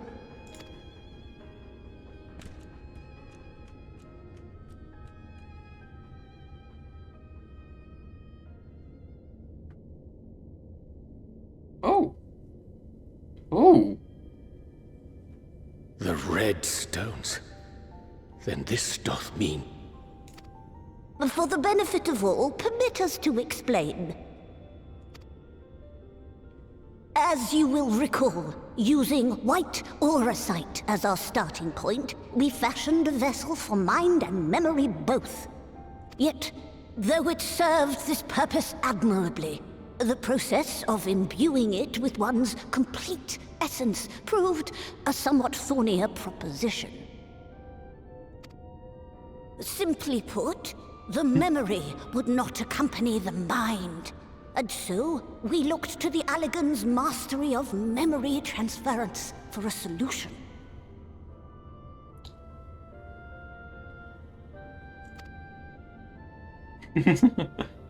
This approach was not without its own complications, however, relying as it does upon blood, which inanimate objects notably do not possess. Obviously. We duly explored methods of suffusing the vessel with drops of the aforementioned. Alas, our painstaking experimentation succeeded only in making me feel faint, and singularly failed to imbue the crystal with the necessary properties.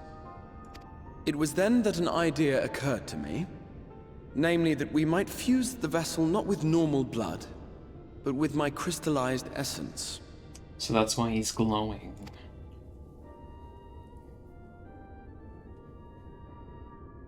You're doing this for our sakes.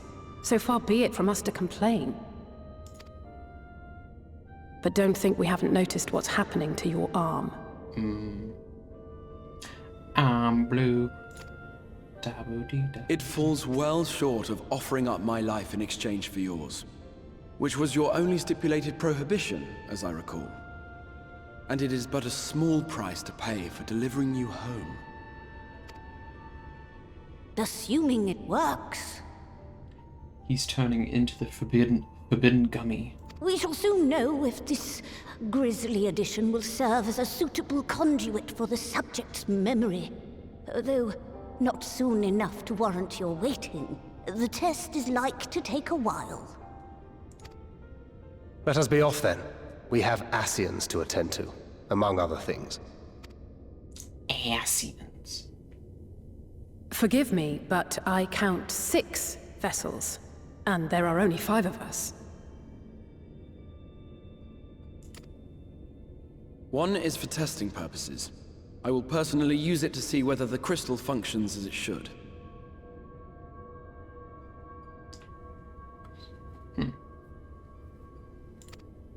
And if it does, wouldn't that mean that your soul could also return to the source?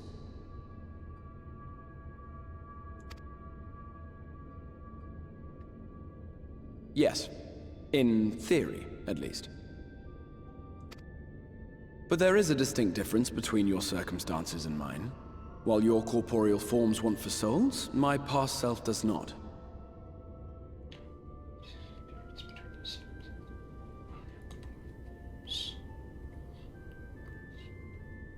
Mayhap our essences would blend, or mayhap they would curdle. There is no telling what might occur. And you'd be willing to take that risk? I would. I see.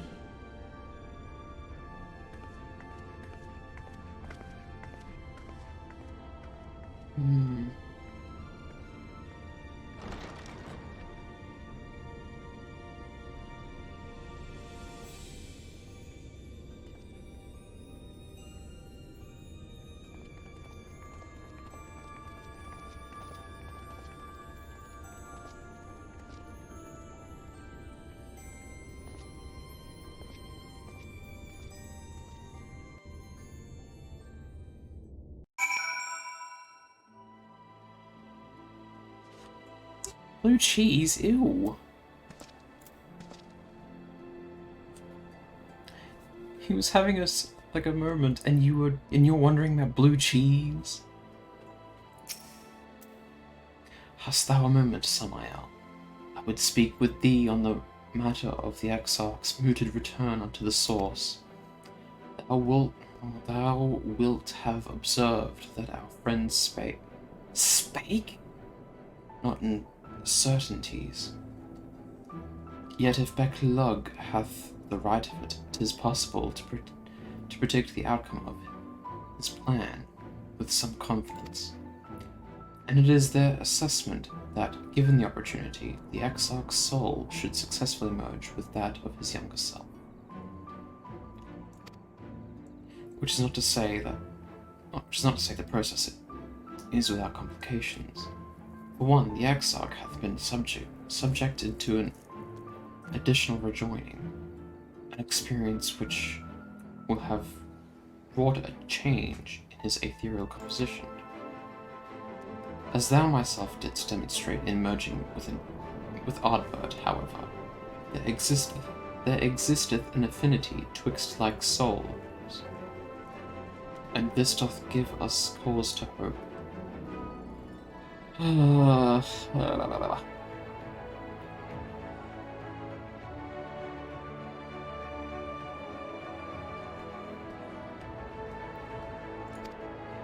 Yet there remaineth the one immutable condition upon which success doth hinge. The Exarch must needs recognize his past self as simply that, himself. As our recent travails have demonstrated, memories are essential to the soul. Any discrepancy in the former may feasibly cause the latter to spurn its former flesh. It is a seemingly simple yet complex problem. For nigh on a century our friend hath striven only to deliver this realm, to deliver thee, and to that singular end did he cast aside his very name, that he might assume the mantle of the crystal Exarch. Henceforth none can say what choices our friend will make, but I thought it only right that thou be made aware of these truths. Words. Faded memories.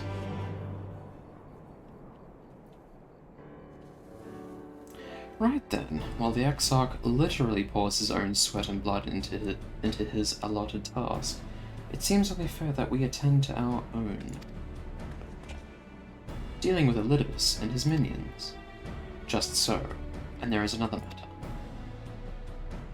In light of our deteriorating health, Ishtola should not be left alone at Anida. Anida? Anida? I'm gonna say Anida. Why'd I trouble you to visit her, Samael? See that all is well. I should go myself, but I think she might be safer in the hands of one less prone to collapsing.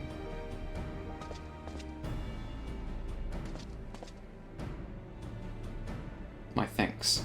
You may leave the Ascians to us. Once they are out of the way, we will retire to Yulmore, and then Ishtola has finished plumbing the depths.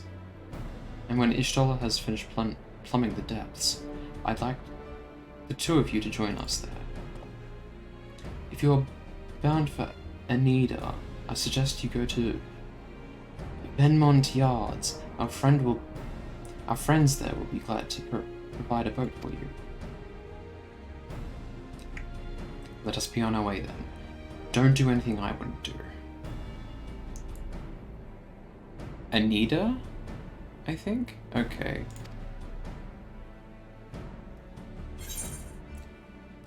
Wait, I have a gift for you from Tataru. I have a delivery from the source, Kupo, courtesy of one Tataru Taru. No, I'm not a Moogle. I eat Moogles. Have some bread. From Tataru, you say? Whatever could it be?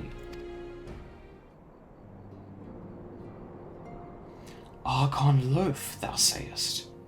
Why, even to hear the name doth transport me to times long past. Bread from another world. May I try some? Mayst thou, child? Thou must. That said, though I personally disagree with the consensus, I do nonetheless advise thee to temper thine expectations. No, Kupo. No, Kupo. I'm no fun. No. Moogles are annoying. Wise words have never been uttered. Thank you, Thancred. I agree, Thancred. Though it rarely darkened our dining table at home, I can attest that it was standard fare at the studium. Indeed, a slice was never far from our peers' hands. Alf, you know, you really are an undesirable snob sometimes. Do you know that?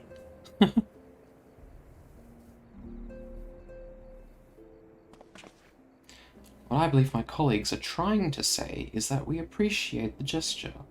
Tell Tataru we'll do our best to return before she's forced to seek further supplementary employment. Pet hat. Are you petting me? Stop it. Right, let's really be off now. We can find a drink to wash down the bread on the way.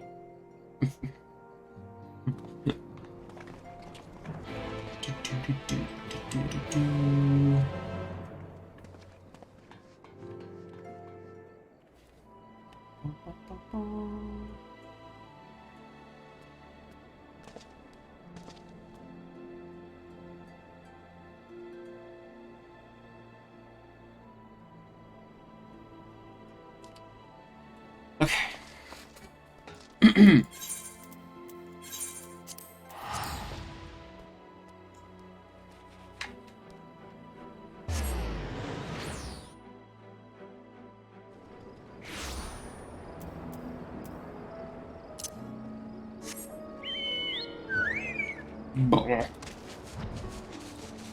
Big chocobo.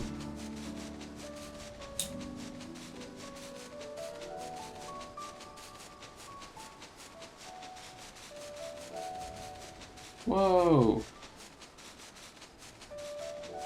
Oh shit. I got distracted.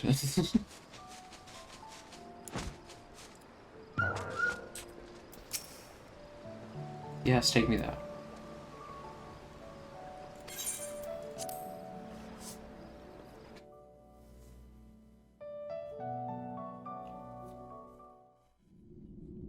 Ooh.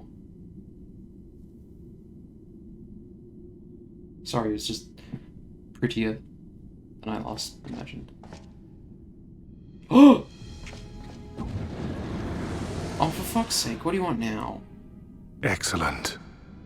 I had intended to speak with you alone. I do cocaine. No. This None of my doing, lest you misunderstand. The link between her body and soul wavers.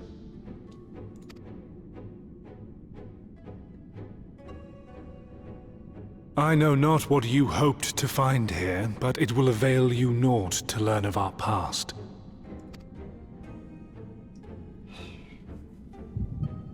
Ooh.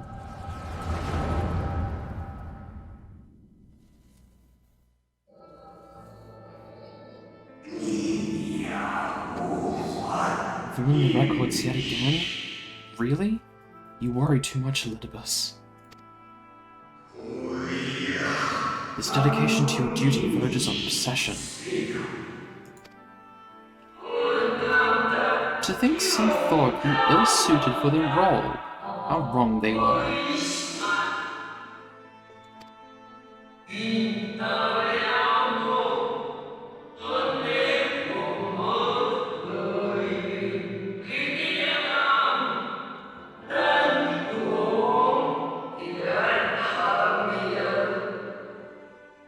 But come, turn your gaze outside the window, my friend.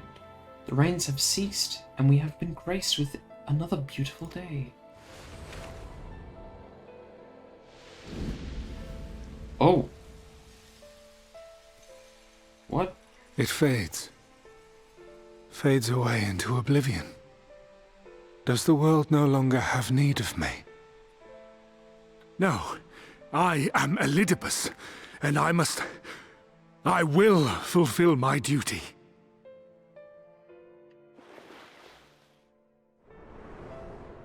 Oh. Sundered though you may be, you fought for the world's salvation. For hope. Hope.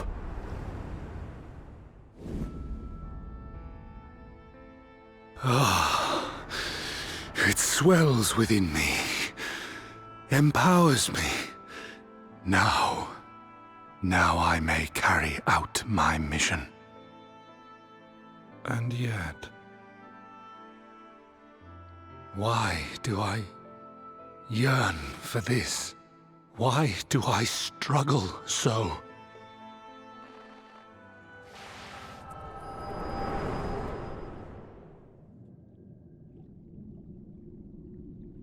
Did he...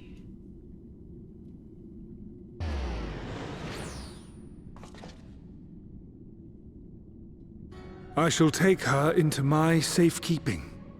If you want her back, you will do as I ask. Did he... hop into the first Warrior of Light's body? That's what it looked like to me. Alright, I'm shutting up, I'm shutting up.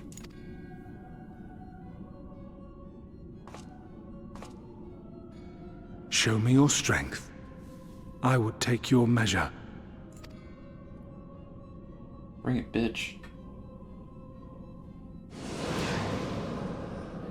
I have prepared a suitable arena. You need but ride the flow of ether. Wait, pardon?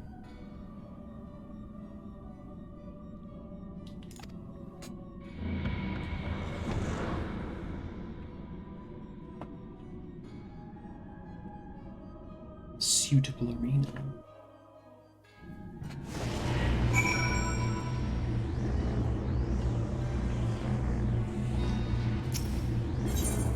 Oh.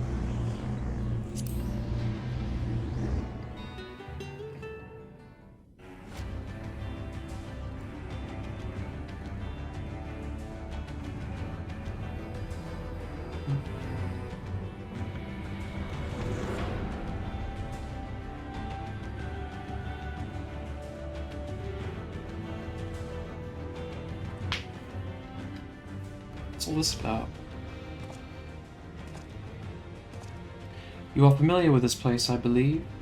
This remembered Amorot?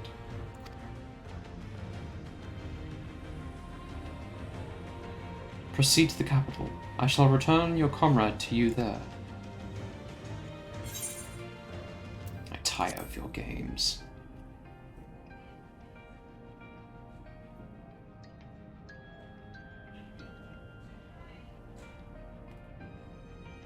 You speak as if you were disappointed in me. Why? I am your enemy, and you mine. Our goals are in conflict. We are fated to clash. Or had you hoped to Or had you hoped that feigned sympathy and false understanding would cast your crimes in a less reprehensible light? That I would come to look upon you as a friend? You who have slaughtered my people, who would tear down everything we have built.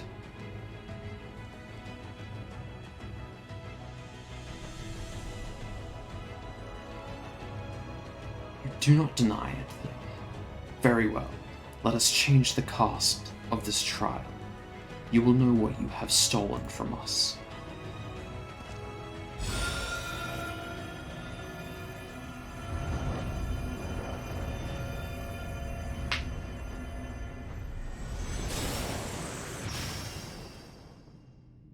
What?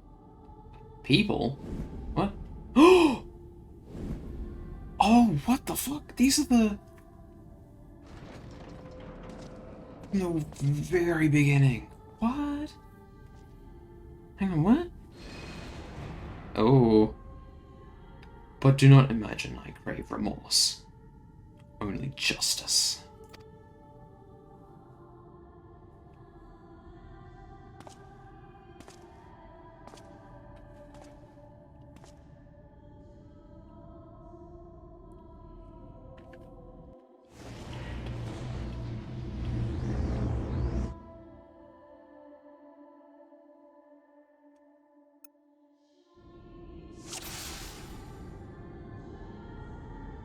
Yes, some answers. Forward, hero. We shall see how strong you have become. It's answers. Walk free! Walk free! Can I? No, okay. Let us begin. Rest assured, there are no tricks. You need but defeat the enemies before you. First, something easy. Those whom a budding hero might encounter at the beginning of this tale. And I believe I have the perfect subjects.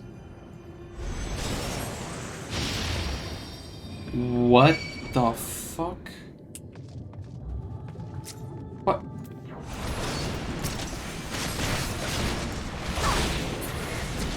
Die. No more Stormblood.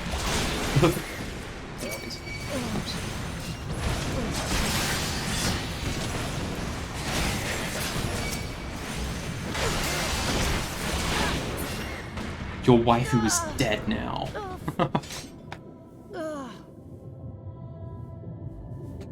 Anyways. All too easy, I see. But at least you now understand the rules. Thus will we make our way to the capital.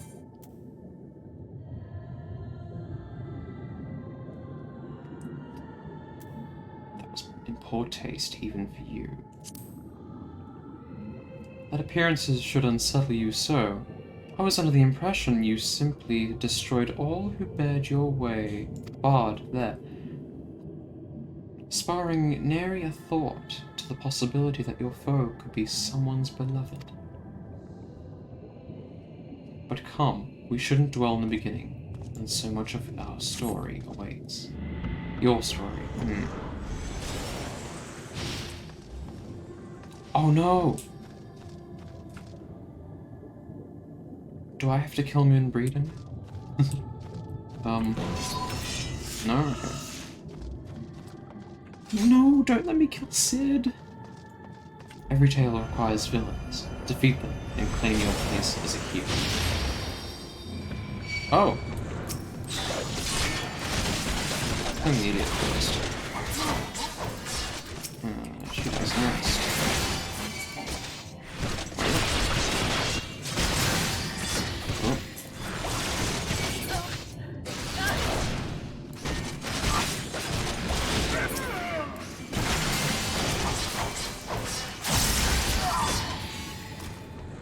Such devastation!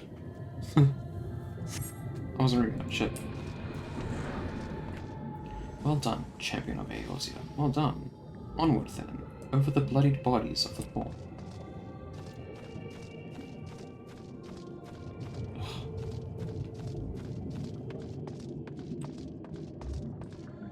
tasted many sweet triumphs, yes, but so too did you taste bitter tragedy. Who could forget the Crystal Braves, that idealistic, pathetic dream born from a malformed creature? Faces you know and loathe all. Let your hatred burn and strike them down with all your might. Okay. Sorry.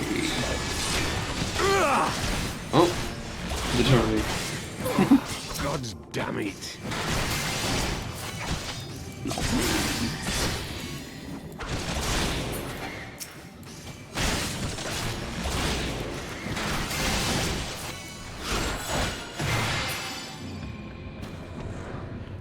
With such ease yet again. You did always grow stronger with every battle. What are you trying to prove?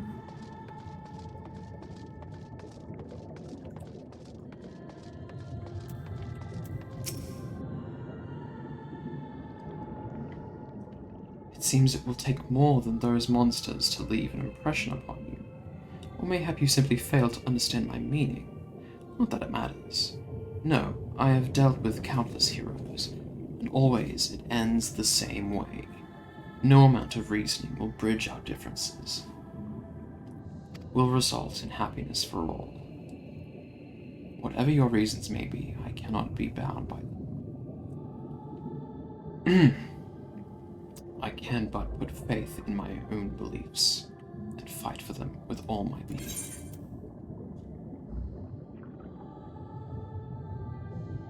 You're wrong. We can strive for understanding, for compromise. How very naive. If you are willing to compromise your own beliefs, you all but admit that they are flawed. And I assure you I have no intention of compromising on mine. Come what may, I will fulfill my mission as Elidibus. But enough talk. It is not your assertions I know, that I wish to know, but your strength. Oh! Oh! Accused of regicide, you fled for the snow-swept fields of Kurthus. Had you and the Scions met your demise that day in the Sultanate, La Habrea might have been spared his. But not only did you stubbornly live, you hurled yourself into the thick of the Dragon Song.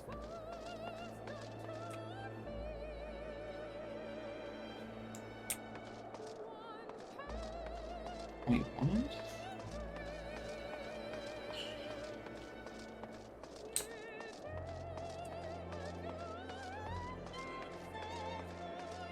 Swept along by the tide of events, you pursued and slew those who sought to stop the unending conflict, just as you were bid. Or was it a thirst for vengeance that drove you? Oh my god!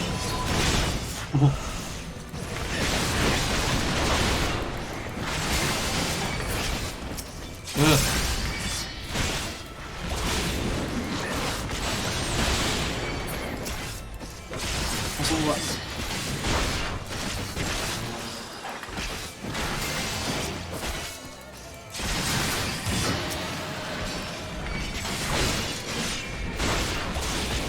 Impossible. I trust you're beginning to limber up. Do keep up your fine form.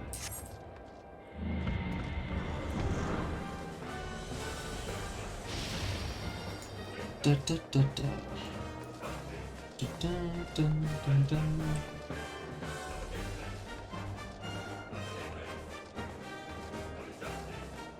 Around heroes, people are wont to flock. People who labor all manner of motives, each baser than the last. No!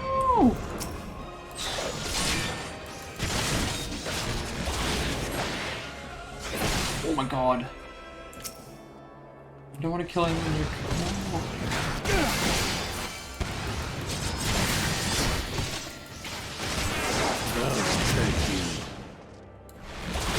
No! Damn it all. No more than they deserve. In the end, their hand of friendship was tainted with personal desire. What? Whoa!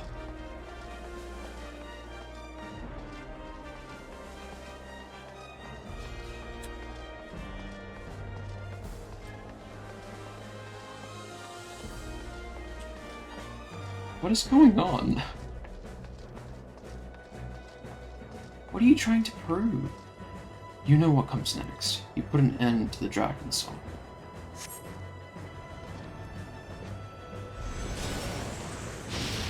Nidhogg.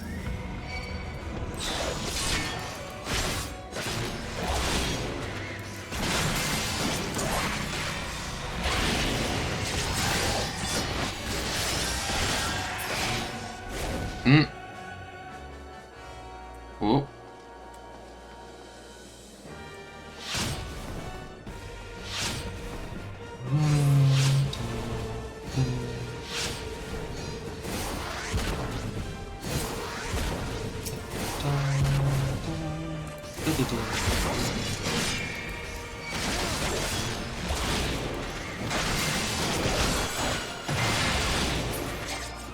Gotcha. As simple as that, 1,000-year war is brought to its conclusion. But every end marks a new beginning, and for heroes such as you, there is only ever conflict.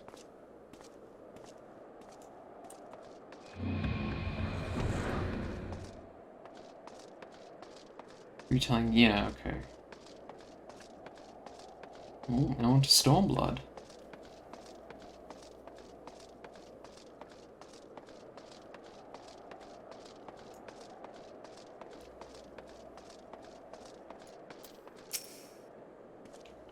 How are you enjoying the walk down memory lane?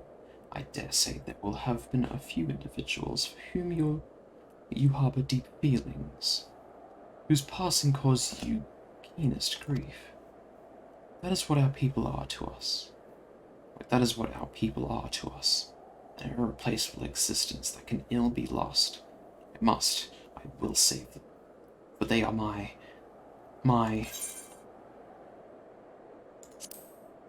Never mind. We are not here to talk. Let us return to the task at hand. Emperor Solus had kindled an insatiable flame. Garlemald was its name, and it raged across the land, consuming all in its path. Following the trail of ash, you set forth for Ego and Doma into a storm of blood.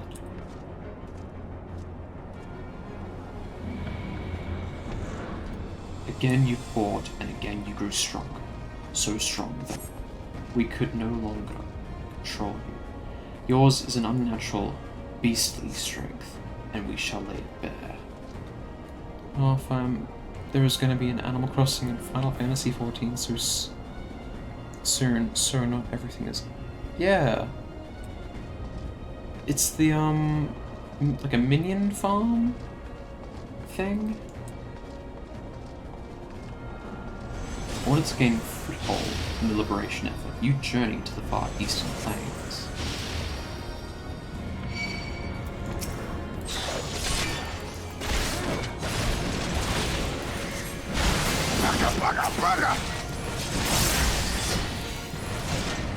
The sun cannot be extinguished.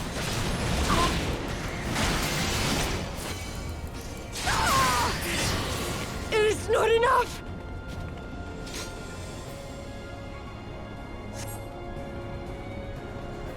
What you gonna Plains' greatest warriors, the sword.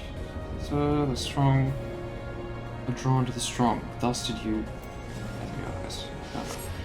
Yet where ardent souls gather, so do fires burn. Burn them all, hero, reduce them to nothingness, like the imperial morning dew they are. No! What the hell?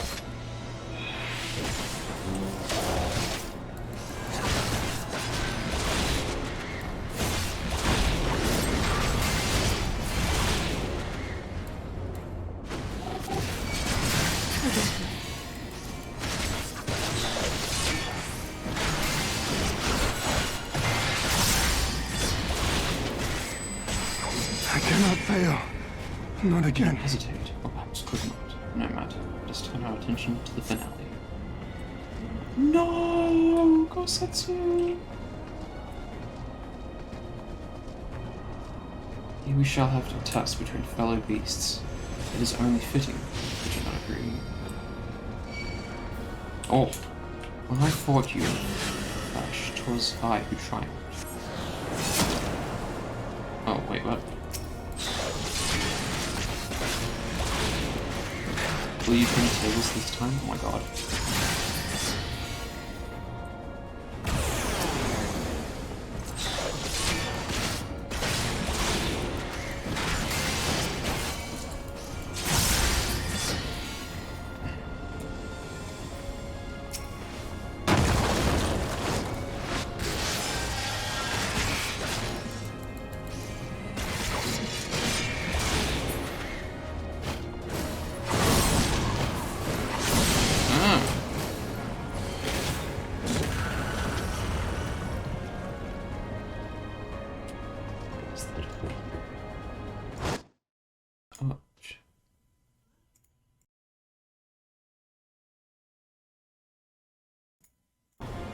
Sorry about that. I caught you in the flesh. It was I who triumphed. Will you turn the tables this time? Anyways. My creation appears to have lost its form. It is no easy thing to see through the eyes of a beast such as him. In any event, there is only so much to be learned by taking your measure this way. Let us try something different. Come, we continue this with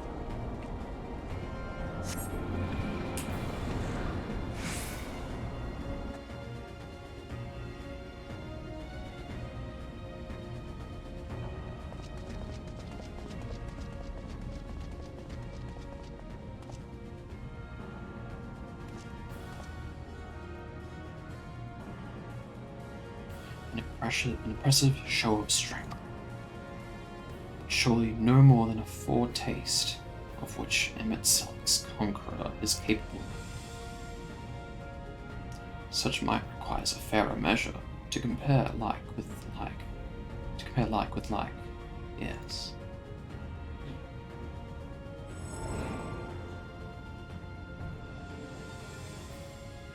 I shall just have to test you myself.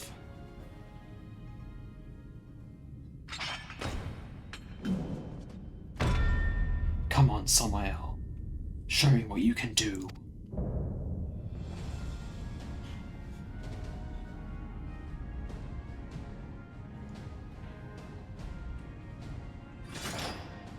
Ooh.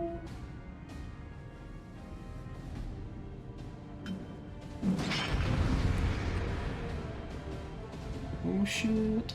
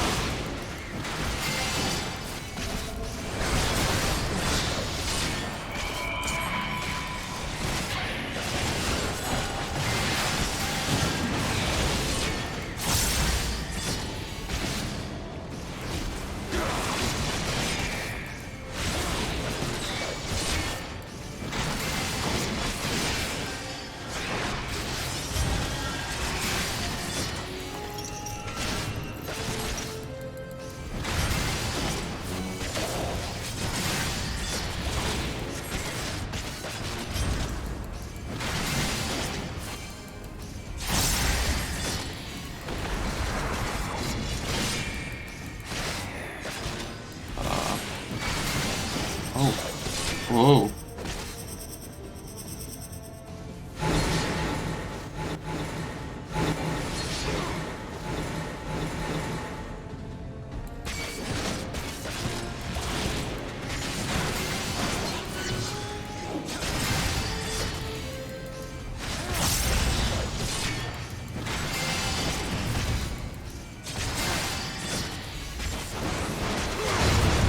Jesus.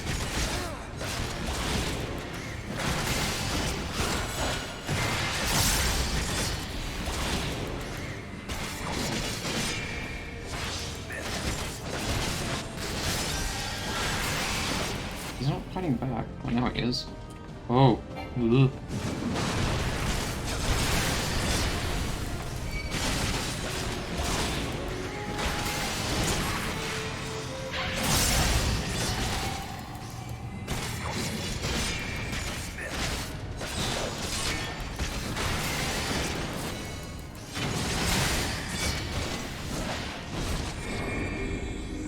Wait, what does that mean? Oh, he's gonna push me back. Ah. There we go.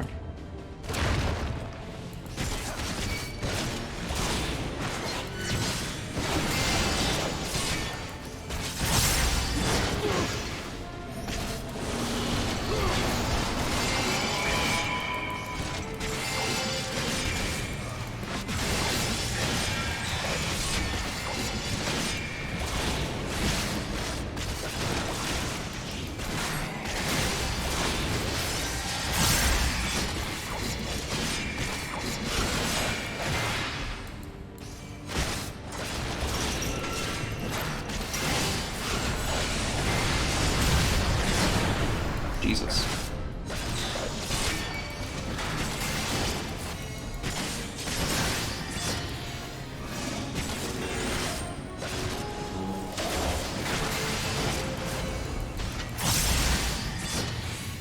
Oh, what? Oh, what?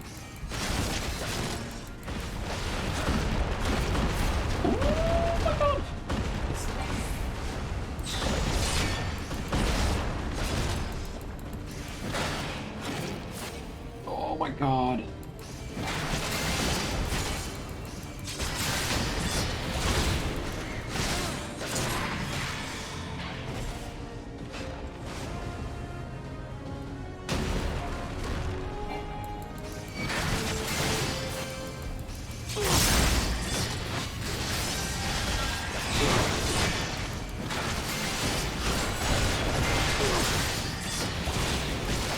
What's that?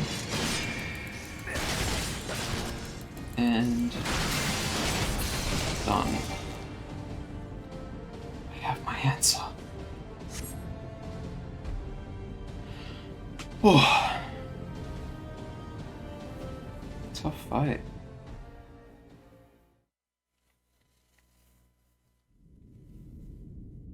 Oh, it was really tough, but it was. You have grown stronger since last we fought. We fought once? Did we?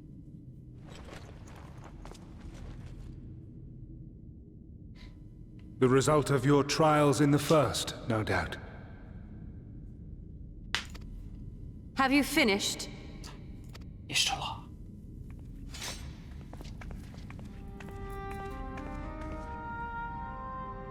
My apologies. I freed myself as soon as I awoke, but rather too late, I see.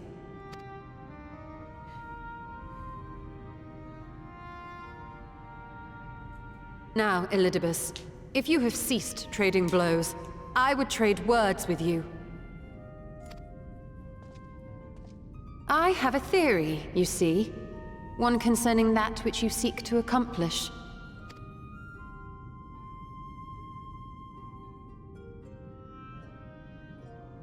It stems from who, or rather what, you truly are. A primal. What?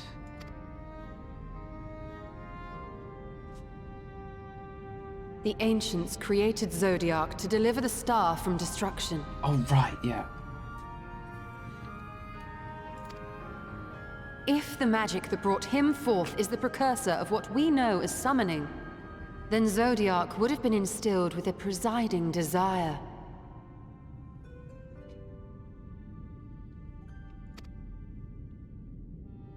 I found it among the records at Anida, and it came as no surprise. Were I faced with the world's destruction, I too would wish for the same.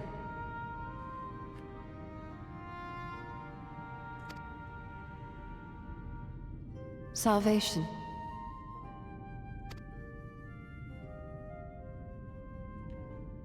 I know that you sacrificed yourself to become Zodiark's heart. How you came to be separated from him is less clear. But if you are a fragment of his being, it stands to reason a desire for the world's salvation would drive you. And thus did you seek to inspire the masses to rise up as warriors of light, going so far as to use Ardbert as a symbol of hope.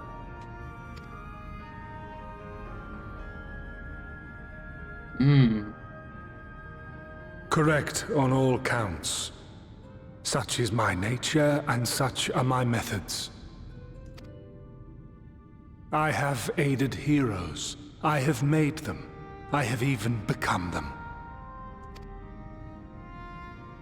This served not only to strengthen me, but also to facilitate the work of my brothers, such as Emmett Selk, with his penchant for nation building.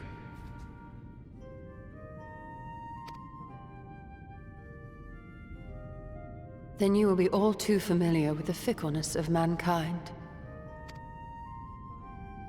We change, we forget, and what little we do remember becomes twisted and fragmented over time. For which reason, you deem us unfit to carry on your legacy. But are you, yourself, free of these foibles? As the last witness of the final days, do you remember everything that was lost? Or even the things you cared about?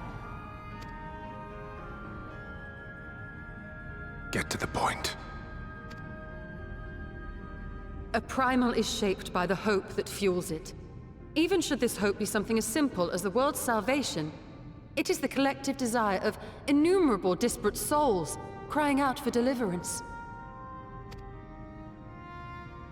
Having drawn your strength from such a cacophony of voices, can you truly be sure you still speak with your own?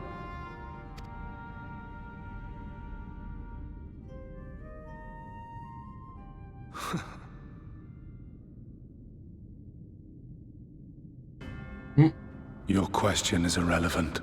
Oh. No matter how much I should change, no matter how much I should forget, I shall ever remember my duty. At times I stand with my brethren. At times I stand against them. All that I might steer mankind and the very star upon their true course. For Elidibus is my name and my mission, guiding my every deed.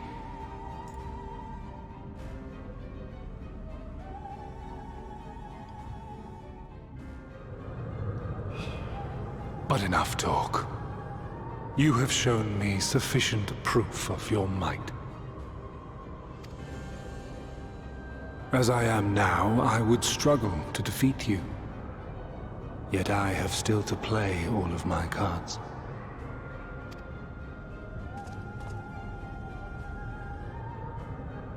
If I could offer you some semblance of sport, your lessers would pose no threat to me.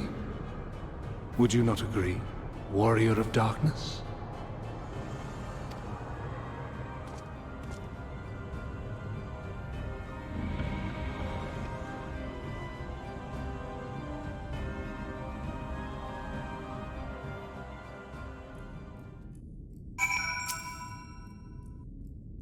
It has been an eventful morning, if indeed it is morning.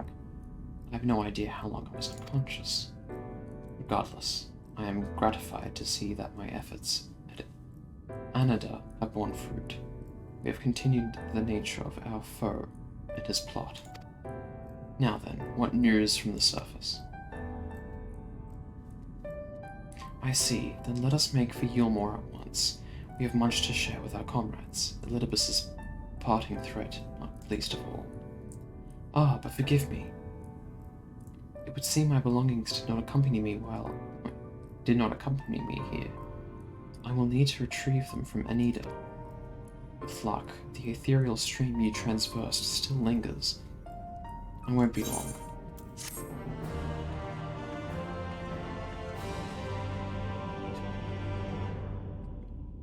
Oh,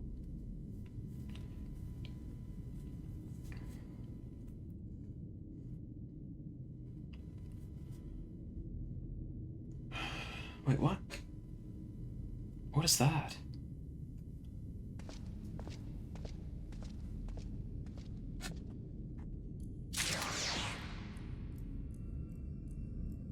What? Peculiar crystal. Alright, 1 second. Just give me that 1 second. I'll be right back. I am back.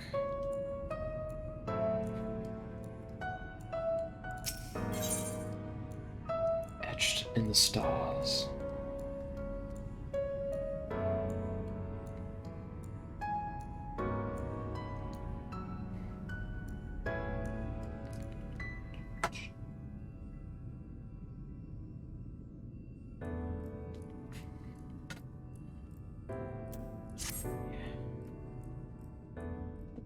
Let's keep going.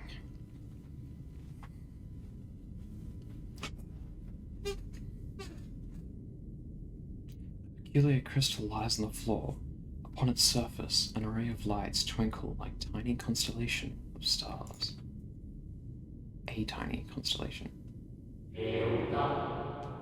Day 4th, bring honor to the seat of... The distorted voice of an ancient rings out in your mind, a moment preserved in the crystal, it would seem.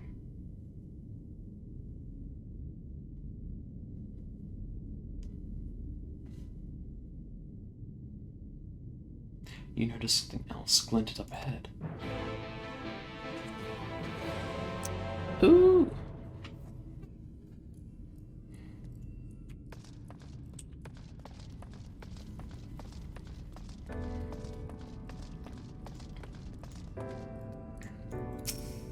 What the hell are these?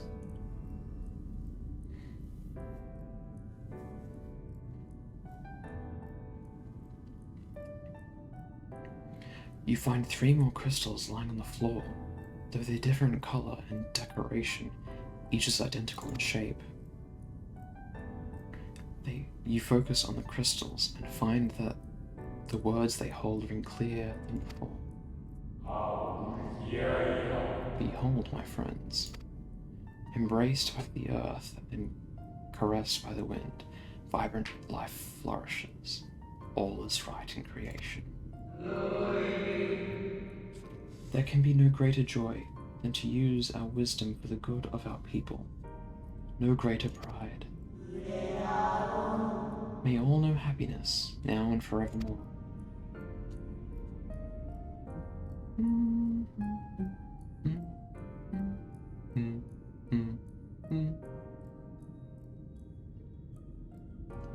There do not appear to be any more crystals in the hall. Perhaps it would be wise to continue the search outside.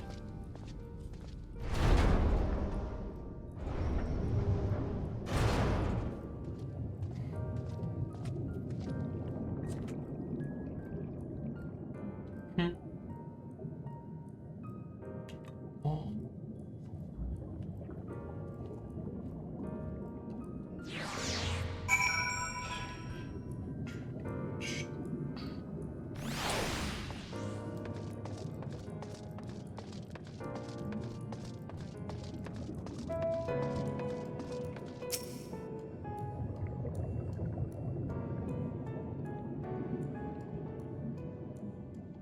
Your instincts serve you true, and you discover another 2 crystals. As you reach out with your consciousness, new voices begin to echo in your mind. The heavens are ablaze, and the land rent asunder. What will become of this world? Is life itself to be denied? Come what may, we must not surrender to despair. If we but hold fast to hope, we may yet find a path to salvation.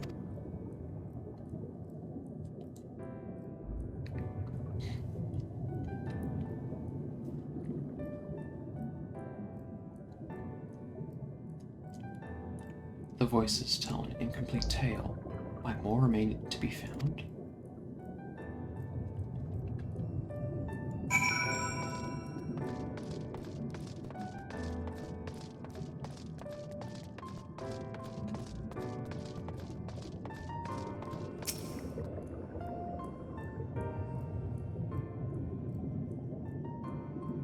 You soon discovered 2 more crystals.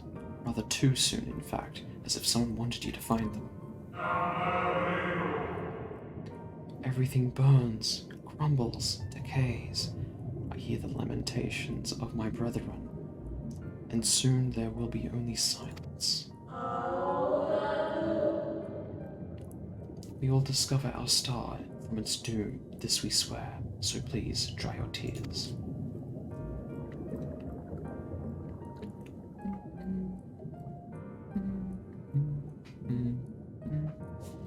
Whatever awaits the end of your search, it is plain you have yet to find it.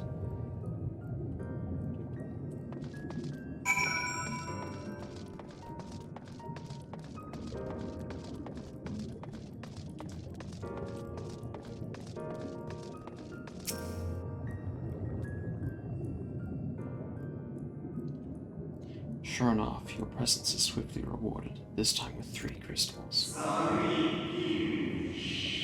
The time has come. We shall rewrite the laws of creation, and we shall save our star.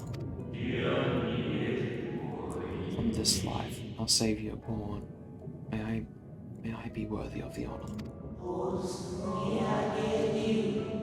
I feel my soul turning, slowly but irrevocably, and the power I wield begins to seem terrible. But this is right. It is right.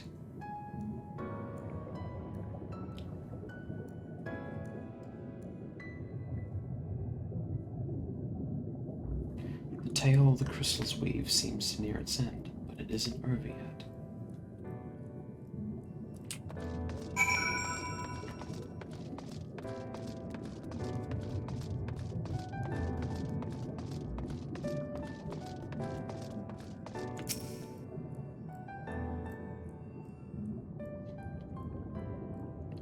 With almost melancholy inevitability, the 12th crystal soon reveals itself to your questing eye. Though salvation is ours, it came at a great sacrifice. All that remains is to pray. To pray that we will one day meet again beneath the blue sky.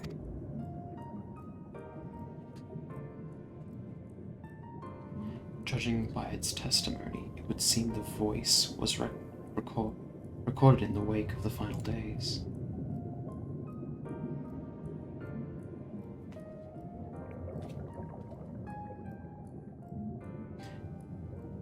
Another glint catches your eye.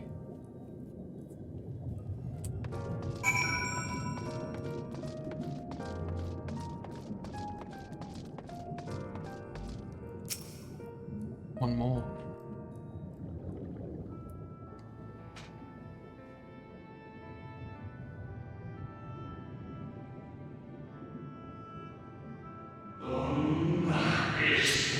It's fly, replaced by the secret glow of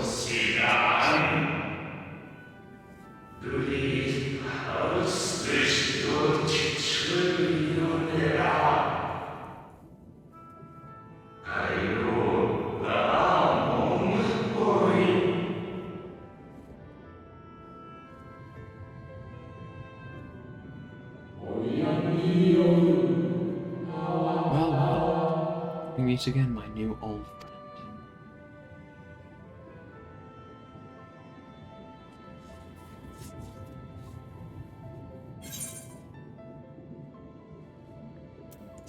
Hythlodaeus.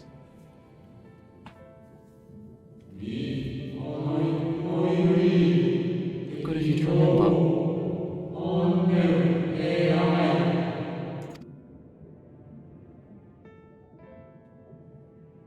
Oh, I see. I see you've been collecting stars. I speak of those crystals. They have constellations etched upon them, yes? Hello, I see. High in the heavens, those stars shine. Their guiding light down upon the lives below. Fitting symbols for the convocation of 14. Would you not agree? Hello. Hi, Icy.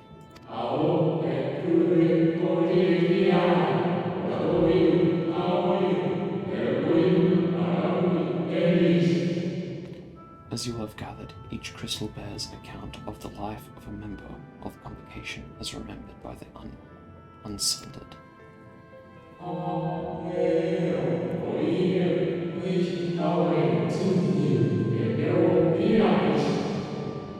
Lest you worry, they aren't concepts. They are far too incomplete to be so. But they suffice for imbuing memories within sundered souls, that they might be restored to their office. Keep them. I am sure Emitselk wouldn't mind.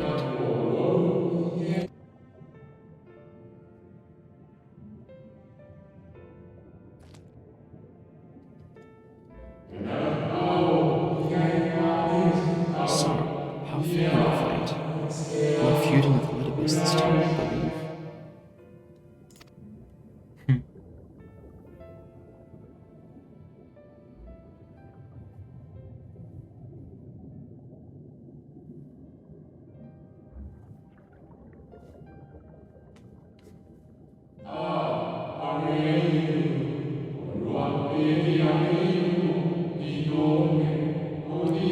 I shall refrain from passing comment to your struggle. It is not my place to do so, long departed as I am.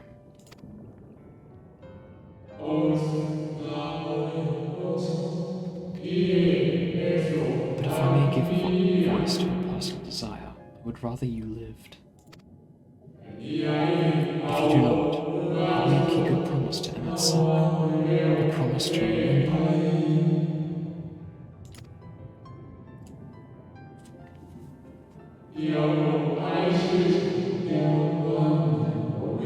It must weigh heavy, the burden of all those memories.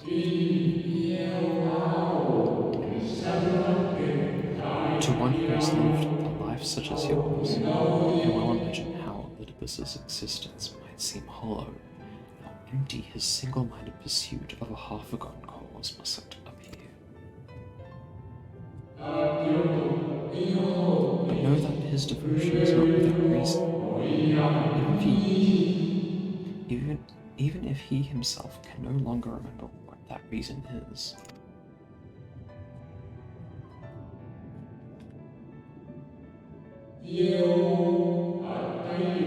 Well, that is quite enough talk about Elidibus. I would see if you can reunite the wayward stars.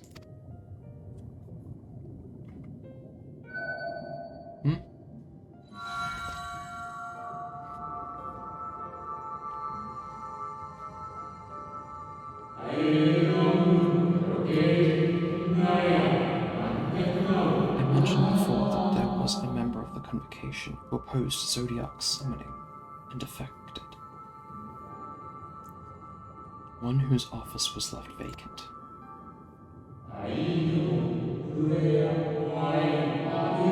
Defectors having been deemed unworthy of commemoration. No crystal exists for the individual in question. Or shouldn't exist, at any rate. It wouldn't if we not created one in secret.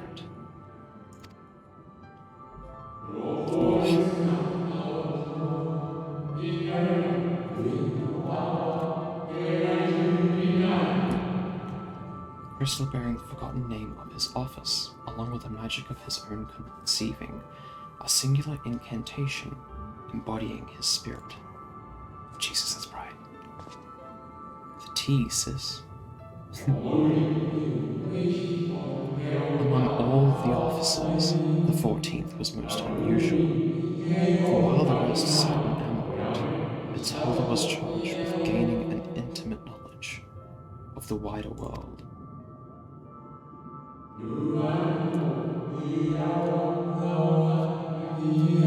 In the course of his duty, he traveled the length and breadth of every land and befriended countless folk. He encountered troubles too, of course, matters which he could simply refer to the convocation. But that was not his way.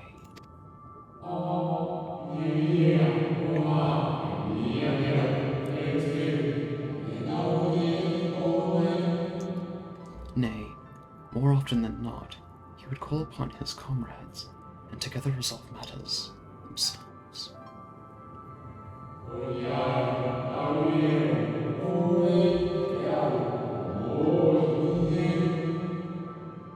Such is the magic sealed within that crystal, magic to summon the stars to your side.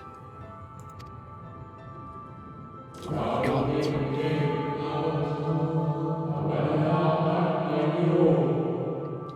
In time of greatest need, should you wish upon it with all your heart, it will surely answer your call. Oh, it's broken a little bit. Unless it's just clipping through my head. And now it is where it belongs. Oh, there is no need for thanks, but nor will I hear any complaints about it either. After all, I cannot say whether I act in my own volition or whether I recreate it.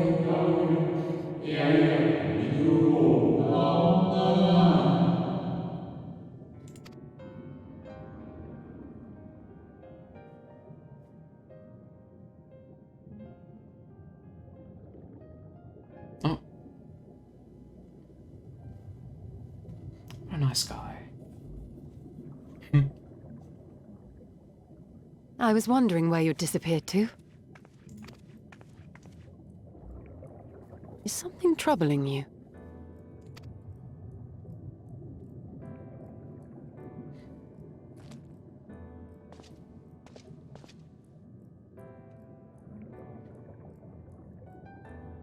No? Very well.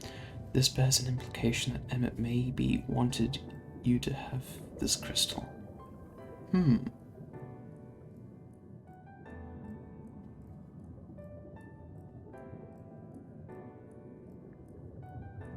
Interesting, okay. I have everything. Let's hurry back to the surface.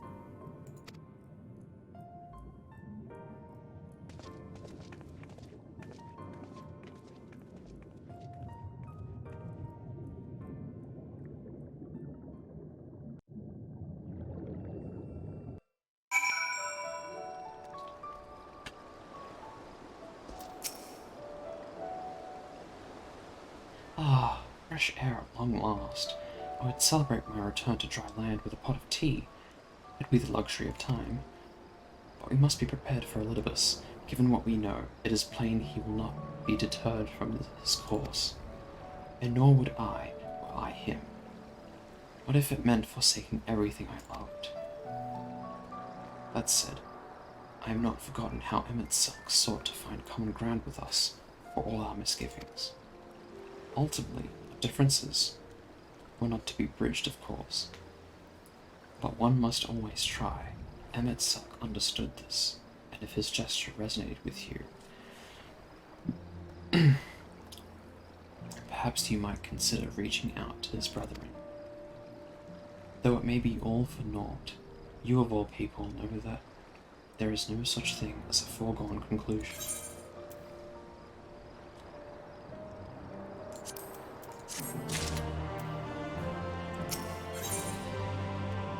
The converging light.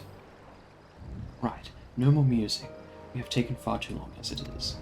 Our friends await us in Yilmore, yes? Let us hurry and join.